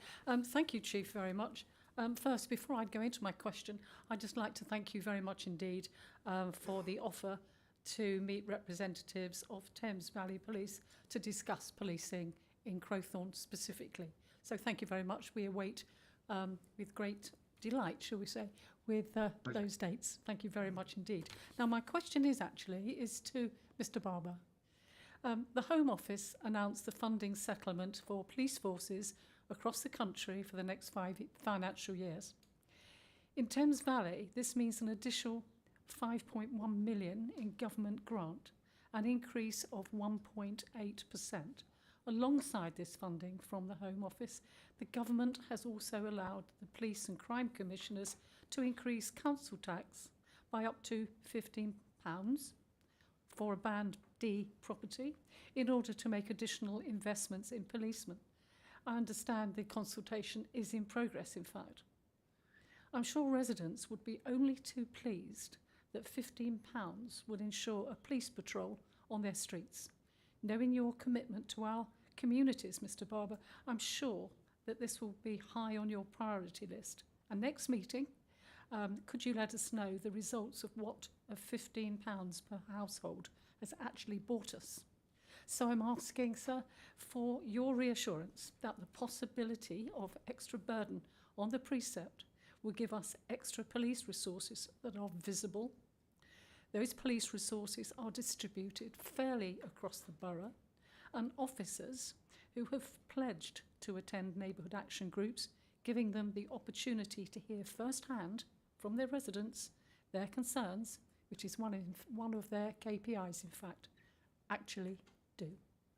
Thank you, sir. So, as I've already said, I'm very keen that we deliver for the community. I think community policing is absolutely my priority for the year. Of course, that, as you've set out, that balance there of the 1.8% increase in Home Office funding doesn't anywhere cover the inflationary cost that we have, which is exactly the same challenge naturally that the borough will be facing at the moment. So there's some significant work to balance the budget and make savings within the force, and we have a substantial savings programme over the next few years.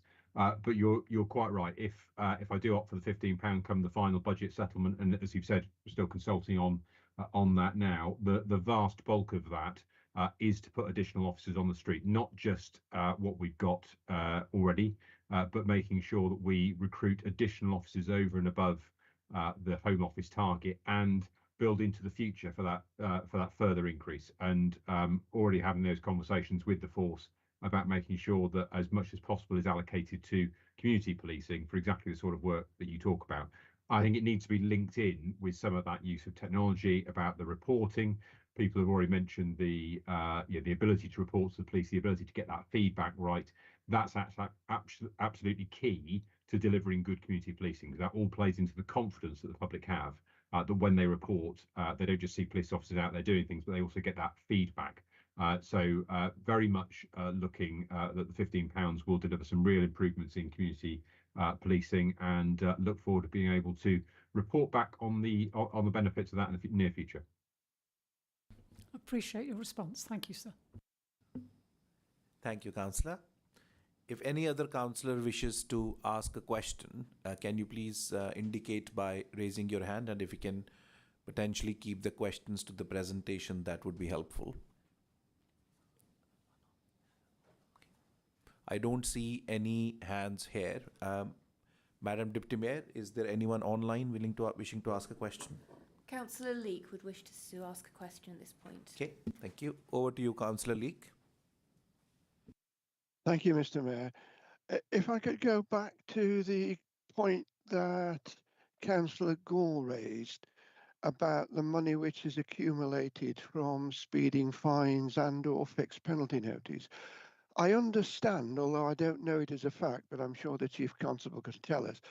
I understand that if an individual attends a speeding awareness course, they actually have to pay for that. If that's correct, I'm assuming that course then becomes cost neutral. So can you give us some examples of highway improvements or safety matters or related to traffic issues that the money that you actually gather from speeding or penalty notice fines, can you give us some examples of what that money is actually spent on? You're on mute, John.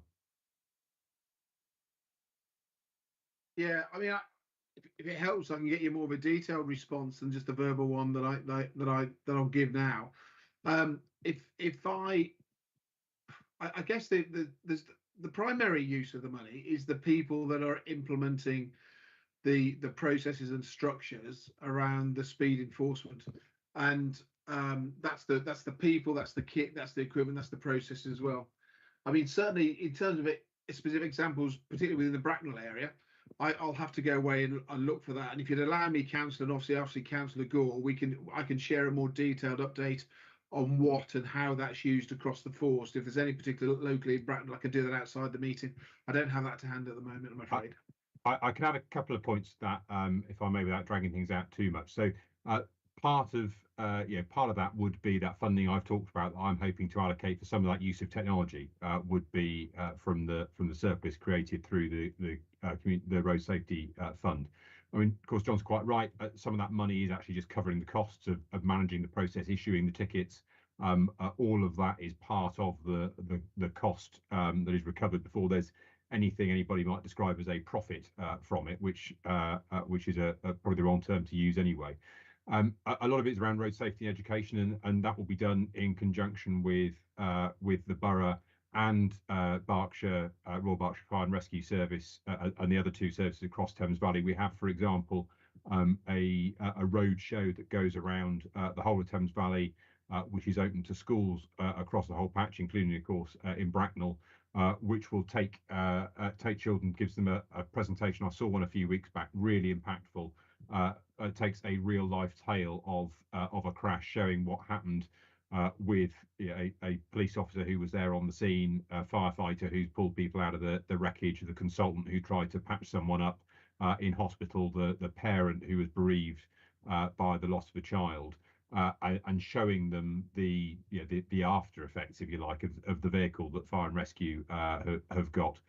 There are all those sorts of works. The efforts that TVP do, again with local authorities around close passes in towns and cities across Thames Valley, looking at cycle safety. So there are a number of those specific projects, and there are a couple of posts within the roads policing team which are funded as part of that, which are road safety, who will give advice to local authorities about speed reduction, etc. As I say, John can happily provide some more Bracknell centric ones, but hopefully that gives you a bit of a flavour of where some of that funding goes.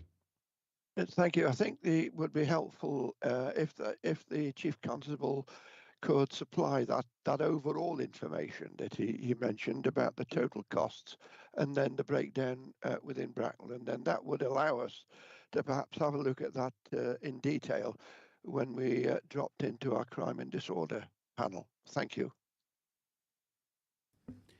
Thank you, Councillor Leek. Madam Deputy Mayor, is there anyone else online? No one else has indicated a wish to speak at this point. Okay, thank you. Thank you so much. Well, thank you so much to the Thames Valley Police team for their time. Our congratulations again to Chief Constable Campbell on his service, and best wishes for the future endeavours. Thank you for joining us this evening. I understand you have other calls on your time, so thank you on behalf of everyone here. Thank you, Chair, and thanks everybody for the support you give to the Bracknell team. It's much appreciated. Thank you. Good night. Thank you. Good night. Bye-bye. Thank you. And can I just make a note, sort of, for our guests from the public, if you were here for the Opportunity Awards or specifically for the police presentation, you're more than welcome to stay. But if you wanted to leave, that is absolutely understandable. So absolutely your call. So moving forward, we now come to the regular report of the executive at agenda item 6. Can I call on the leader of the council, Councillor Bettison, to present the report?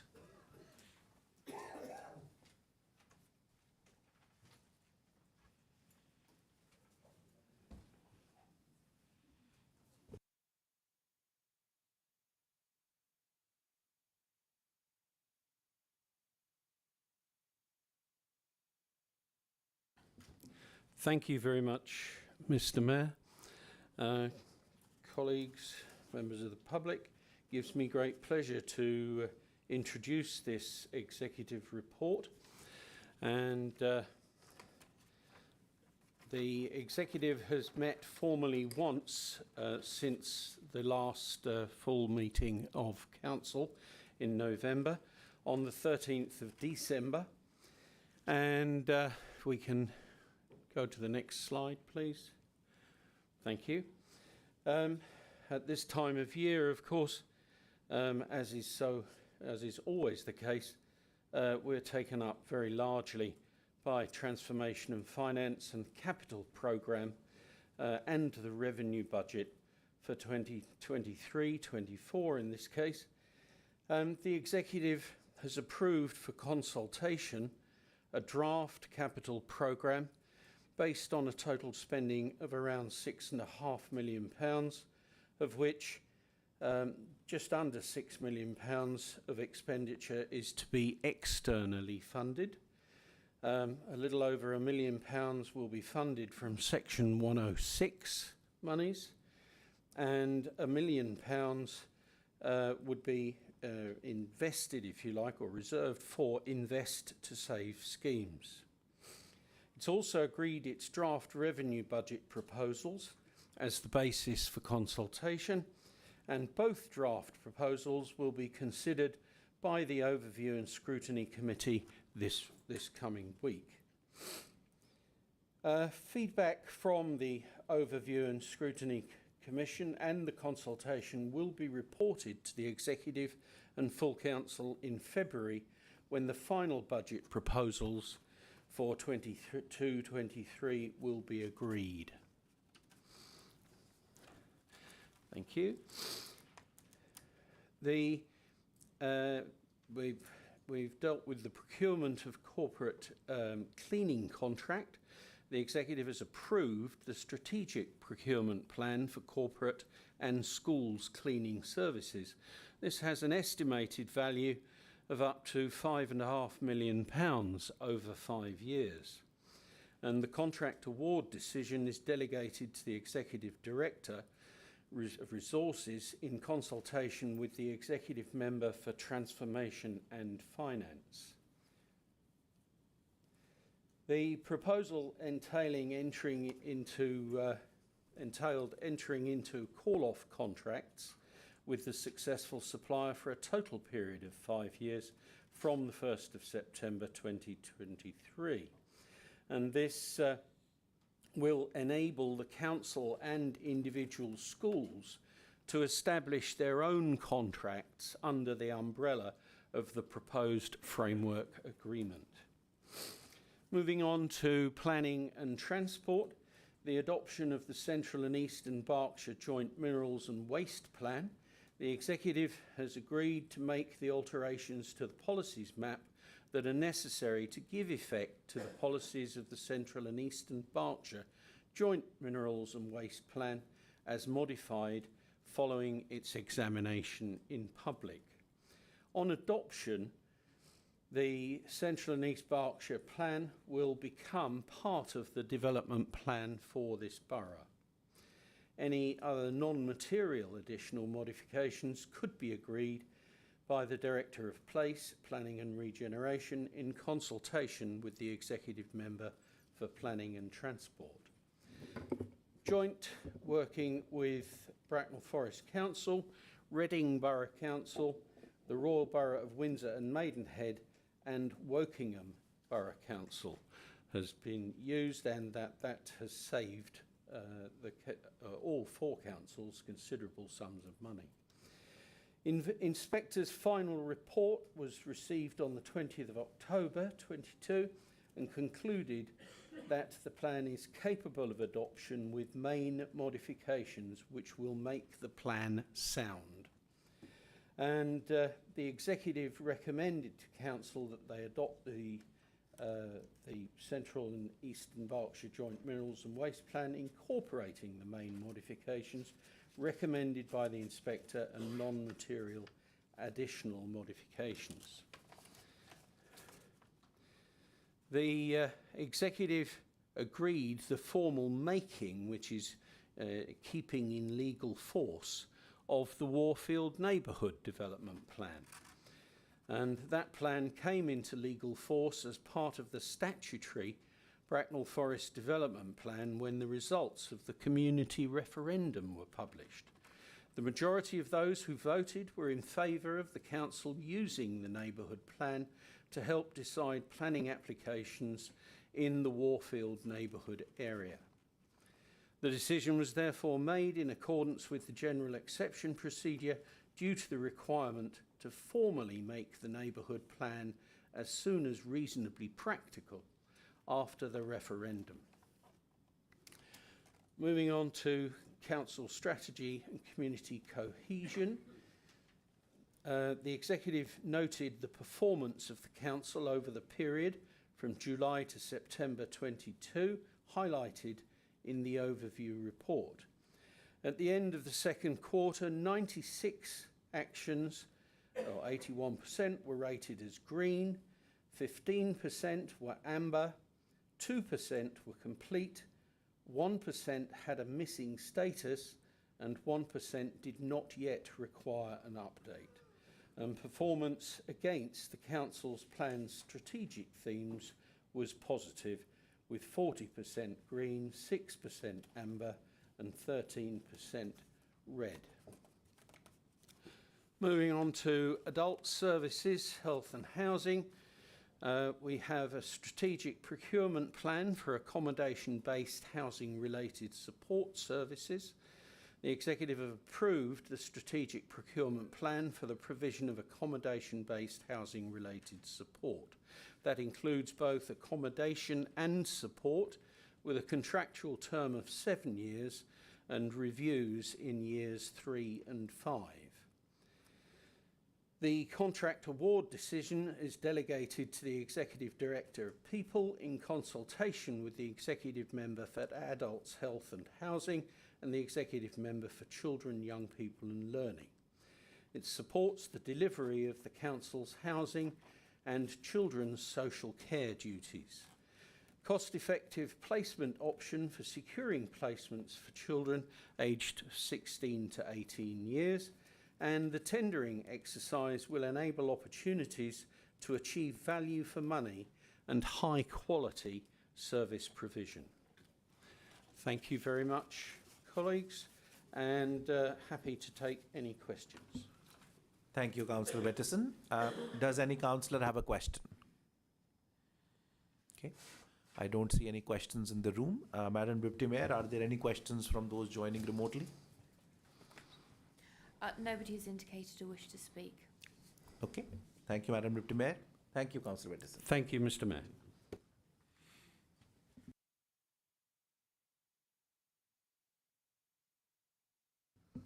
Okay. We now come to the recommendations on page 24 of the agenda report relating to joint minerals and waste plan. Councillor Turrell, would you like to move this recommendation? Thank you, Mr. Mayor. It's a pleasure to move adoption of this plan. Do I have a seconder? You do. Councillor Mrs. Dorothy Hayes. Thank you very much, Councillor Mrs. Hayes. It's you, a pleasure to move adoption of the Central and Eastern Berkshire Joint Minerals and Waste Local Plan, covering the important issues of mineral supply and waste disposal. The plan has been prepared by Hampshire Services, a specialist team within Hampshire County Council, and has been said covers the administrative areas of Bracknell Forest, Reading, Windsor and Maidenhead and Wokingham. Work started on the plan in 2017 and the process is set out in the documentation for this meeting. Of particular note to Bracknell Forest are the policies relating to areas of minerals safeguarding through areas of search, policy M2, and waste site history of operation, policy DM15. While some aggregates are available in the plan area, the plan provides for the total need within the area. The impact of extraction varies within the plan area.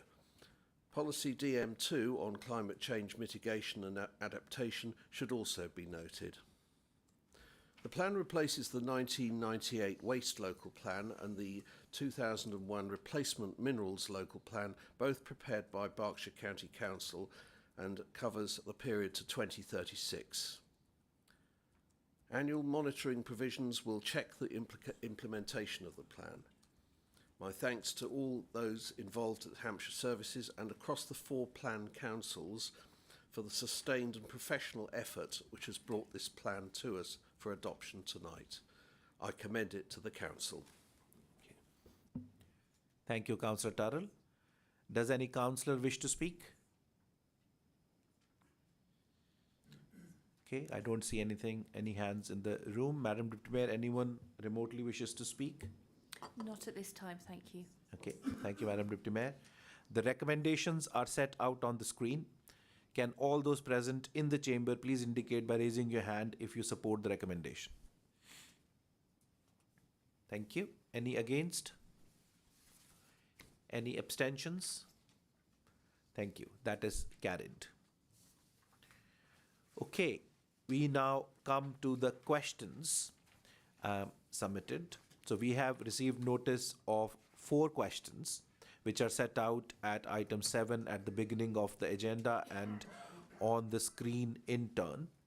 I'd like to remind both the responder and the questioner that answers and supplementary questions should arise directly from the question or the reply provided and be succinct. So we start with the first question. Councillor McLean, are you content for us to take your question as read on the screen? Mr. Mayor, that's perfectly in order, unless you feel that people who are watching online might want me to read it out. I'm happy for you to do that if you wish to. Residents of Warfield and surrounding areas have suffered a considerable inconvenience and disruption of late as a result of unauthorised works encroaching Harvest Ride and adjacent roads. What steps is the Executive Member for Planning and Transport taking to prevent reoccurrences of such unauthorised activities, and can he make fines applicable commensurate with the inconvenience they cause? Thank you. Thank you, Councillor McLean. Councillor Turrell, can you please respond? Thank you, Mr. Mayor, and thank you, Councillor McLean, for the question. I'm well aware of residents' concerns about this kind of roadworks activity. It's worth noting that a number of organisations beside the council, usually utilities, have powers to work on Bracknell Forest's highway network. Since November 2014, the council has operated a street works permit scheme as an extension of its powers granted by legislation, including the Traffic Management Act 2004. Most highway authorities have set up such schemes. The objectives of the scheme are primarily to regulate occupation of the public highway by statutory undertakers and their contractors. Schemes are, and I'm talking about the works permit schemes, are required to deliver parity of treatment across works promoters. Importantly, this includes local highway authorities and their contractors. Whilst all works promoters require a permit to be granted prior to occupying the highway, there are limited grounds upon which the council can refuse. In dire emergencies, the procedure is different. The statutory undertaker must notify the council within 2 hours of starting work in order to obtain a permit. It is rightly the case that in dangerous circumstances, public safety comes before red tape. Fundamentally, the permit scheme cannot unreasonably withhold access to the highway and must instead seek to facilitate works through coordination and the application of prescribed permit conditions. Fixed penalty notices can be issued for breaches of scheme conditions or the absence of a valid permit. These penalties are fixed in statute.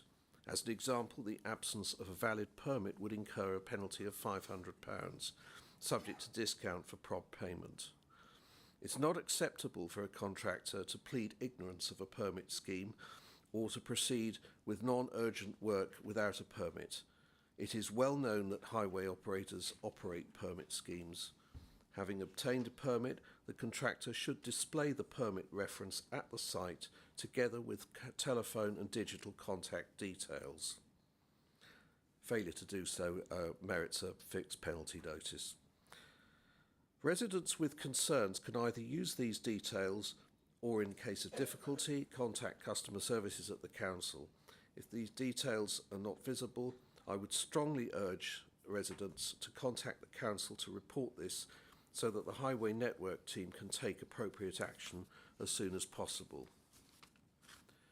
During December 2022, the period to which this question relates, there were 2 incidents of unauthorised access to the public highway by contractors in the Warfield area.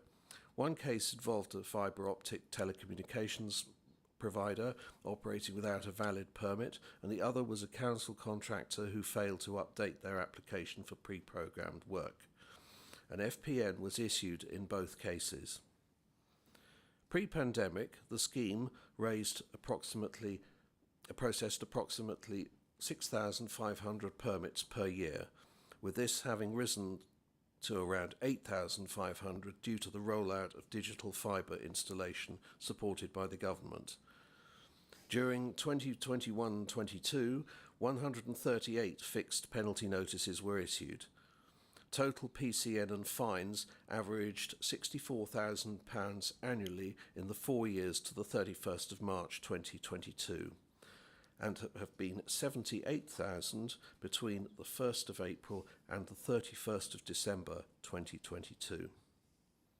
In the last published annual scheme evaluation report, the overall benefits of the permit scheme were demonstrated through the 178 calendar days of impactive works which were avoided through the coordination and collaboration with works promoters. At any time, residents or businesses, along with wider stakeholders, can view the status of planned or ongoing roadworks via the publicly available website One Network, which provides details of the works promoter, the type of work and its duration. So, we have an established scheme with clear sanctions and enforcement, keeping our roads as clear as possible clear of works as practically possible.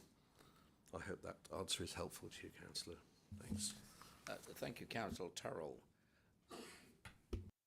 Is there a supplementary?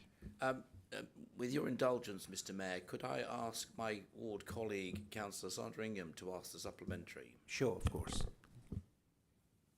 Okay, thank you, Mr Mayor.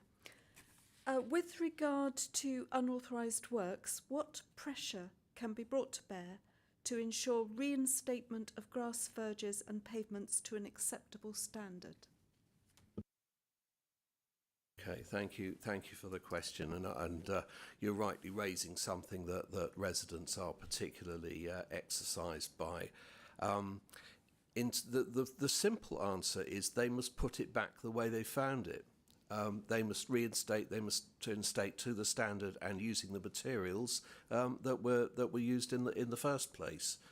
Now, with hard reinstatement, they can put those back and the materials can cure or dry out or whatever needs to happen, and that's fairly straightforward. With verges, it can be a little bit more varied, because if we have hot, dry weather, grass seed, for example, will take longer to germinate. And if we have the kind of weather we're having at the moment, this very wet weather, it can be very difficult to rake out a verge, so that if there've been marks, if there've been tyre pressure on it or dug up, it takes that little bit longer to get it back to what it should be. To make sure that that happens, there is actually a period of 2 years after they've been when they can be called back to put it right. So what I would say is, if people do see any instances that they're not happy with, that occasioned by this kind of work, then communication with the team can be used to put matters right. So I hope that's helpful. Thank you. Thank you. Thank you, Councillor Turrell. We move now to the second question set out at item 7 at the beginning of your agenda and on the screen. Councillor Temperton, are you content for us to take your question as read as on the screen? Councillor Mary Temperton, I am. Thank you, Councillor Temperton. Councillor Bettison, can you please respond? Thank you very much, Mr Mayor. And thank you, Councillor Mrs Temperton, for the question. And I hope you'll accept an answer from me, because rather than Councillor Birch, who you initially addressed it to, because as you're specifically asking here about refugees and asylum seekers, that is within my purview. So thank you for that. The Council is directly supporting approximately 230 refugees and asylum seekers across the schemes outlined below.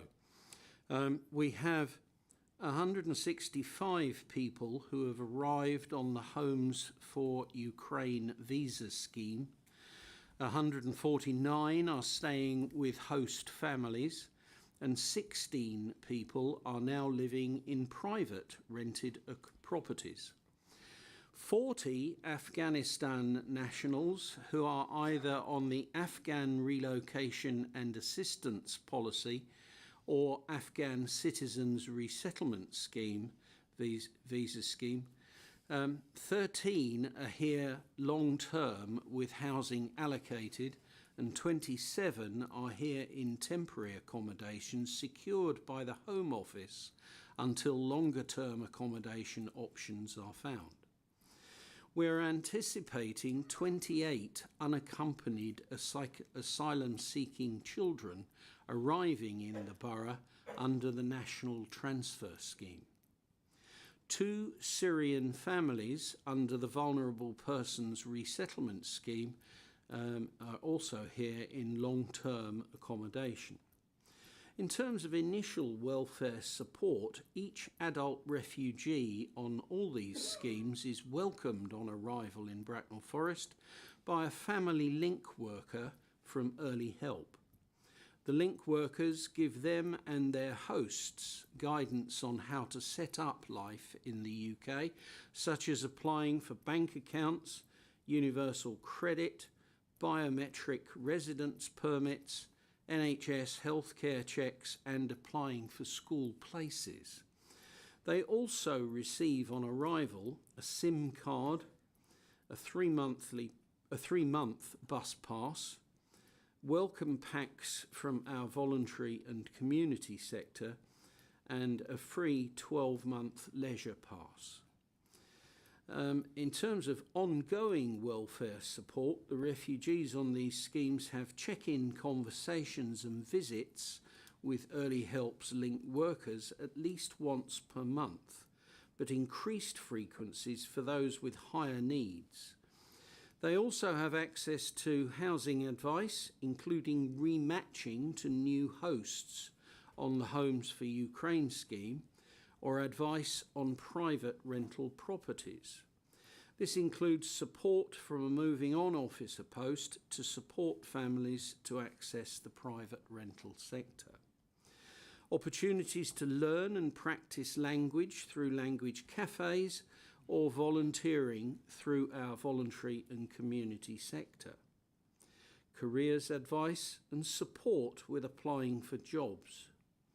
Access to mental health services. Support for our schools, such as English as an additional language provision. Community activities, such as through Zebrazom Community Hub in Princess Square. We also have fortnightly communications updates to guests and hosts with the latest news and updates that are relevant. Link workers are also very responsive and actively look for any safeguarding concerns amongst the refugees during their work to ensure safety of our refugees and asylum seekers. In terms of indirect support, we're also indirectly supporting refugees on the following schemes with community engagement and signposting of support. We're not in direct contact with arrivals under these visa schemes unless they contact us, as we're not given data or contact details for them. These 3 schemes being the Ukraine Family Visa Scheme, the Ukraine Visa Extension Scheme, and the Hong Kong British Nationals Overseas Visa Schemes. In terms of homeless registrations and support, from these schemes, we're aware of the following being registered as homeless. In terms of homelessness applications accepted. We've accepted 25 thus far. In terms of housing prevention or relief duty accepted, 18 so far. And the number of families that are in temporary accommodation is 6. These individuals currently receive statutory homelessness support where they're entitled under the terms of their visa. And this support involves offer of advice on housing options available. Where assessed as having a reason to believe they are homeless, eligible and in priority need, they will be provided with emergency housing. Supported to find longer term housing or help where appropriate to stay or return to their home or host. And they're registered with Home Finder and Help to Rent. Private sector options in and out of the area. They're registered on the Housing Register, for social housing in the area. Personal housing plan to support them to self-resolve their homeless situation.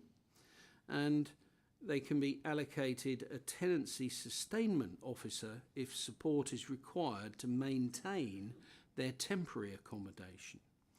So that, I hope, answers your question, Councillor Mrs Templeton. And as you can see, the borough is doing all that it can to assist these people at minimal expenditure to the taxpayers of Bracknell Forest.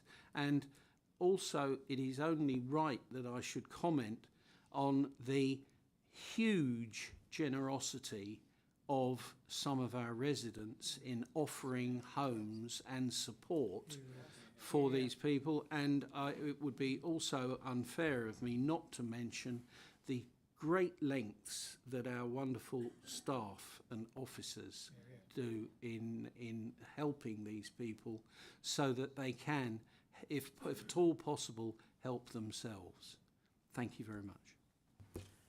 Thank you very much for that very full reply. Can we have a copy of that? Because I think it needs to be, that we need to know so that if anyone comes to us or anyone asks about it, all the councillors are informed, because more people need to know what support we are giving. And I think it's I think it's good, I think it's excellent, and I think we should all know that so we can pass it on. Yeah, Mr Mayor, happy to arrange that to go out to all members tomorrow. And indeed, if anybody knows of some organisation or individuals who would benefit from a copy, I'm happy for it to be released wherever, because I am extremely proud of what people in this borough are doing for some very, very much in need people. Thank you. Thank you, Councillor Bettison. Moving on to our third question, set out at item 7 at the beginning of the agenda and on the screen. Councillor McLean, I would presume you might want to read it out. I'm happy to be guided by you, Mr Mayor. Yeah, I'm happy for you to read it out if you want. Okay. Thank you. Following the introduction of the Elections Act 2022, what steps will the council be taking to prepare residents for the need to provide photo identity documents in order to be able to vote? What system will be in place to allow those without suitable documents to apply for an electoral identity document? Thank you, Mr Mayor. Thank you, Councillor McLean. Councillor Harrison, could you please respond? Yes, thank you, Councillor McLean. Thank you for your question. It's lovely to hear your dulcet tones and hear you read the question out in person.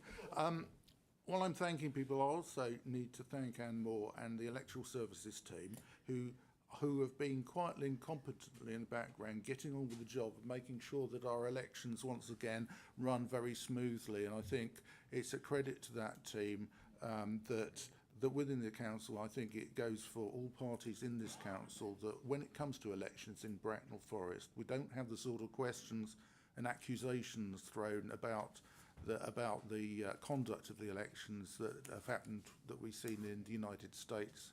And so I think we can have some very great confidence in our democracy. So the substance of this, from the 4th of May 2023, voters will need to show photo ID at polling stations. The Electoral Commission has launched the public awareness campaign. They launched it on Monday earlier this week, and the Electoral Commission website sets out all the information regarding voter ID in an easy to read format, including what photo ID is acceptable and what to do if somebody does not have an acceptable photo ID. It must be the original version and not a photocopy. Out-of-date photo ID can be used as long as it looks like the person it's supposed to be. And the name is the same as the name of the person it's supposed to be. So there's some flexibility, but the Electoral Services team is receiving training in the administration of the process, and that'll cover whether local cards such as the Council's E-Plus card will be acceptable in time for the launch of the Voter Authority Certificate portal. The Council will be supporting the national campaign with their own comprehensive communications plan, which will provide information regarding the requirement for photo ID through all available channels and from the end of January until the election. I understand that there will be something printed on the back of polling cards that go out to people to say what's acceptable, because this is new to them. And if somebody doesn't have the accepted photo ID, they can apply for a free voter authority certificate through the gov.uk website. Applications can be made for the 4th of May elections from late in January, when the online application form is going live, until 5 p.m. on the 25th of April. There will be an option to complete a paper application form for those who can't do that online, and people must be registered to vote before applying for a voter authority certificate. And our own Bracknell Forest website will provide links to that, to the Voter Authority Certificate portal once it's available, and the information on the Electoral Commission website. Thank you, Councillor Harrison. Councillor McLean, do you have a supplementary question? Okay. Thank you so much. Okay, moving to the fourth question set out on item 7 at the beginning of your agenda and on the screen. Councillor Brown, are you content for us to take your question as read? Forgot to switch that on. Yes, thanks. I think it's probably extraneous to the proceedings, having had that previous question answered. But yes, can we make it clear, very clear, Thank you. whether the E-Plus card will be acceptable Thank when you. we know? Councillor Harrison, can you please respond? Yes, we will make that clear when we have verified properly. Thank you, everyone. Okay. We now come to the last point on the agenda, I believe. It's been a long evening. So 2 motions were submitted under Council Procedure Rule 11 and are set out at item 8 at the beginning of the agenda. Councillor Bettison has since withdrawn his motion, and therefore we will only be dealing with 1 motion this evening. I understand that Councillor Temperton is altering her motion, which is being seconded by the Leader of the Council, Councillor Paul Bettison, and this means that the motion is now in effect a cross-party motion. Councillor Temperton, would you like to propose your motion? I move this amendment alteration as it's worded on the screen there. Mr. Mayor, I'm happy to second that. Thank you, Councillor Bettison. Councillor Temperton, would you like to speak to the motion? Sorry, Councillor Templeton.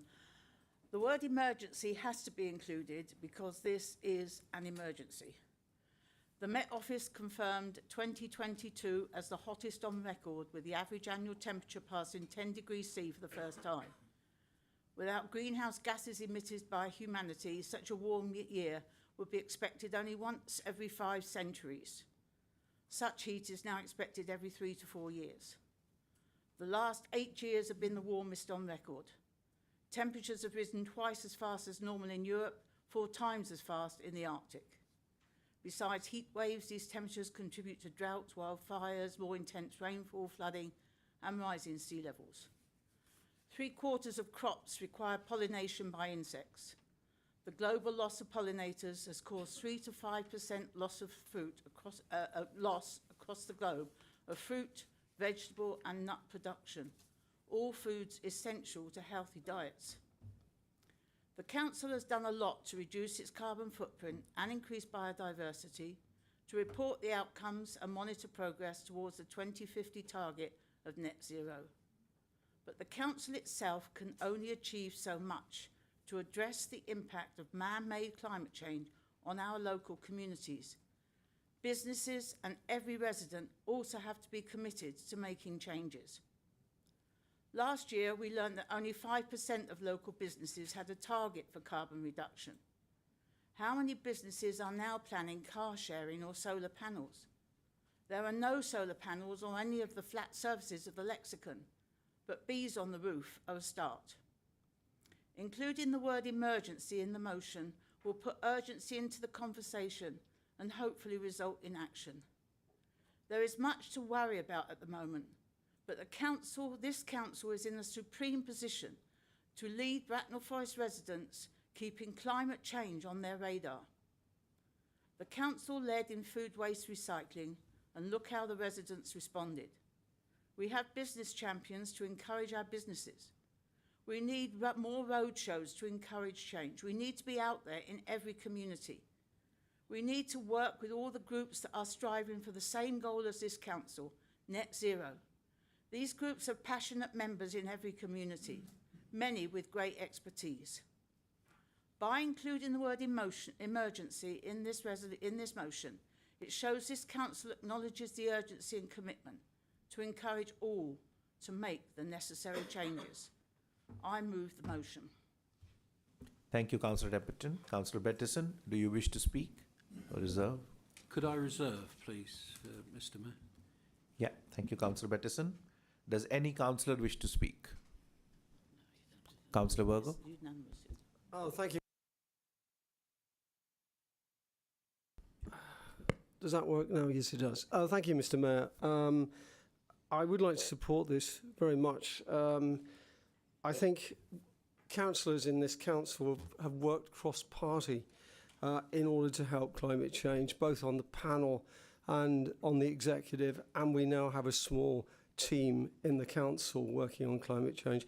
That is across all portfolios. It's not just the team, but every portfolio now will be examined for climate change issues. I absolutely agree with Councillor Temperton that this is an emergency. I think we all agree that. We've got several emergencies in this country at the moment. I think we all agree on that too. But we will now look at it very seriously. And there are some important issues in the future I know we're working on and we will announce in due course. And those will make a huge difference to this borough. So, Mr. Mayor, I'm really pleased this has come to the council and I'd like to support it. Thank you, sir. Thank you, Councillor Virgo. Councillor Barnard, you indicated you wanted to speak. Yeah, thank you very much, Mr. Mayor. I think for some people this seems like a huge issue, one that is very difficult still for them to understand how they can make a substantial difference. But it struck me the other day when listening to, I think, a very good and informed report about tackling climate change, that environmental problems, issues and disasters are not new. And I just reflect on two where I think the world communities, business and industry came together, which was in tackling acid rain, where understanding the issue there, behaviour change actually led to a reduction in acid rain and therefore the rehabilitation of some lands. And of course the issue around CFCs and holes in the ozone layer, and how although there is still an impact of this, there is evidence that this will heal over time. So what I'm saying here is that, as has been said this evening, yes, it's an emergency, but it does matter. Each person that makes a difference to their carbon emissions, each resident, each business that actually harnesses the expertise and knowledge that's been alluded to in Bracknell Forest can actually make that behaviour change that will reduce emissions. I'm struck recently by one conversation where someone actually said, well, science can sort this out. Well, science can't sort this out. Maybe science and technology and engineering identified what the issues were, and maybe science, technology and engineering can now and in the future develop ways of reducing emissions. But fundamentally, it's about reducing emissions now. It's about making best use of the precious resources that we have, encouraging through, I think, positive action behaviour change. That's by actually doing, as has been said already, you know, on the food waste, actually encouraging residents to take part. And in doing so, when we collectively come together as a community, when we recognise the expertise in our communities, the groups and individuals that have a passion, knowledge and understanding for this, together we can make that long-term sustained difference. It matters now, it matters for our children, it matters for our grandchildren, future generations, here and around the world that we get this right. And I think there is optimism and hope here, because we are at a consensus point now where I think, you know, understanding the imperative and the urgency of this is key in affecting change.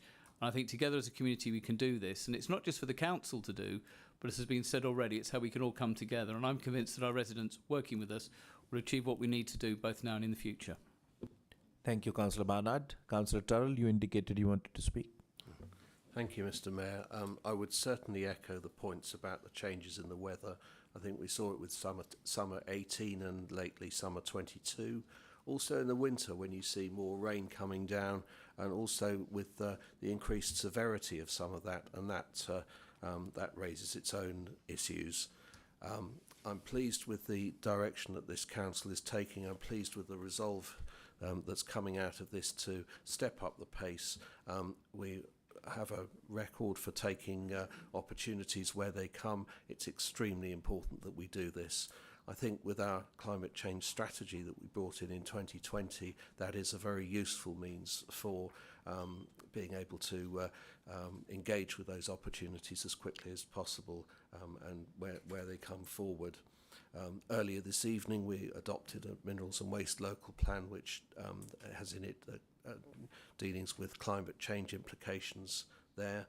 And I'm pleased with the way that the electric vehicle points going in at the borough, increasing numbers are going in, and we are seeing increased usage of those, which is very encouraging. Thank you. Thank you, Councillor Turrell. Councillor Bidwell. Thank you. Yeah, of course, I agree with everything that members have said up to now. Who wouldn't? But I think it's really important that the public recognise and understand this council's commitment, and that the strong language that has been recommended tonight is maintained by us all, and that we engage with local communities and local groups and foster that. It's important as leaders, if you like, of our community to ensure that we take this really, really seriously. Thank you. Thank you, Councillor Bidwell. Councillor Harrison.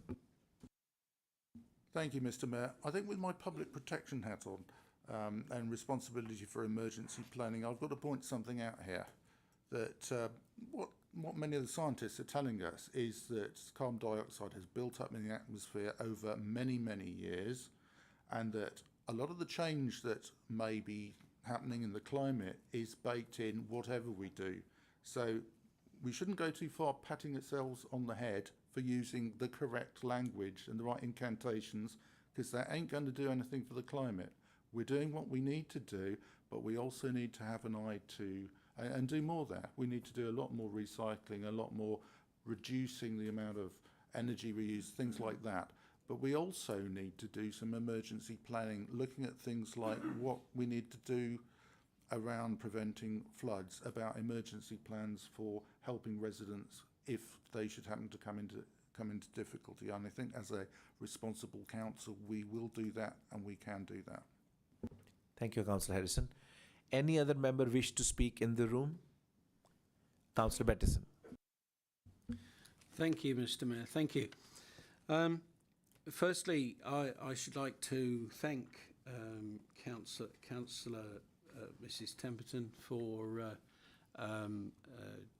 speaking to me a number of times over the last few hours, and in agreeing that the best message, and I think one of the things that's interesting here is the number of people in this debate who have commented on words and the use of words, and of course that takes us to communications. As Councillor Bidwell just said, it is about getting the message out there. and that requires words and the choice of words. The first thing that Councillor Mrs Temperton and I said when we discussed our two motions was that actually they were saying the same thing but just using different words. And saying the same thing in two different ways is more confusing than it needs to be. So by saying the same thing using the same words and having a cross-party motion, that clearly identifies and unites us all. And as we've said on a number of occasions, everything that we have been doing so far in the war against carbon and getting to a zero net carbon is about and needs us all to work together. Now, that's not just those in this room. We need to work together with businesses. We need to work together with schools. How important are the next generation?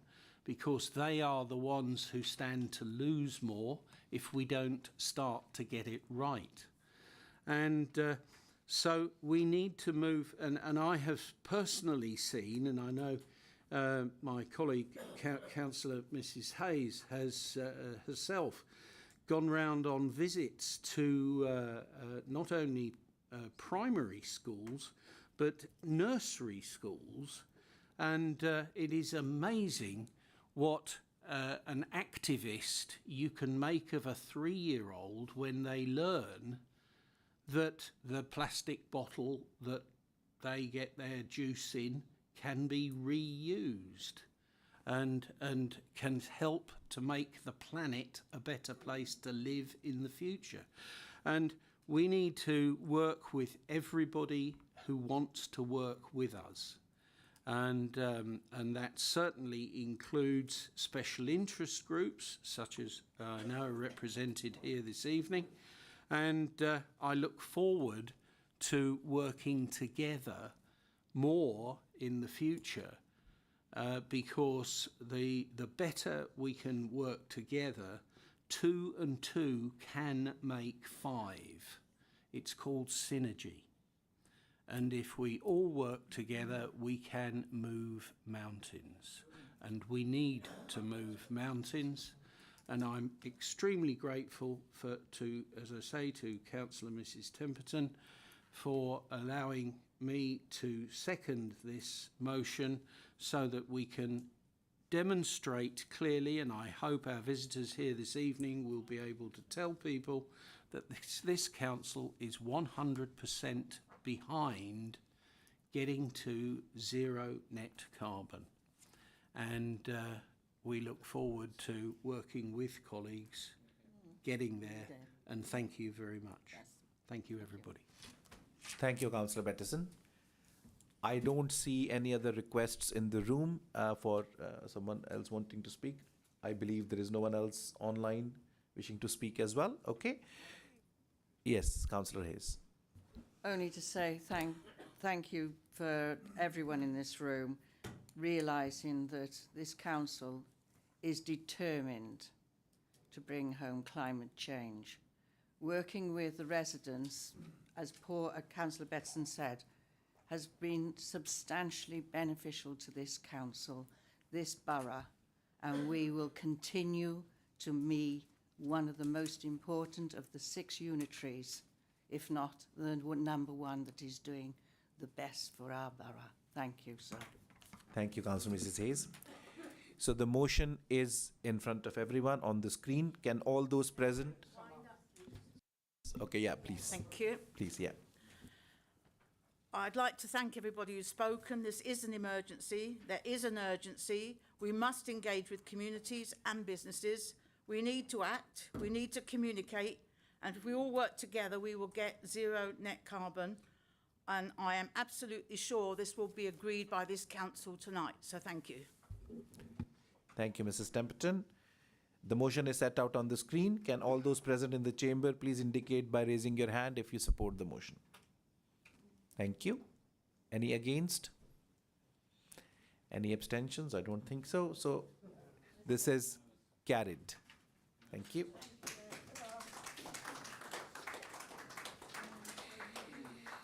Thank you for everyone's patience. It has been a relatively long meeting. I can confirm that the meeting is no longer being broadcast and is closed. Thank you.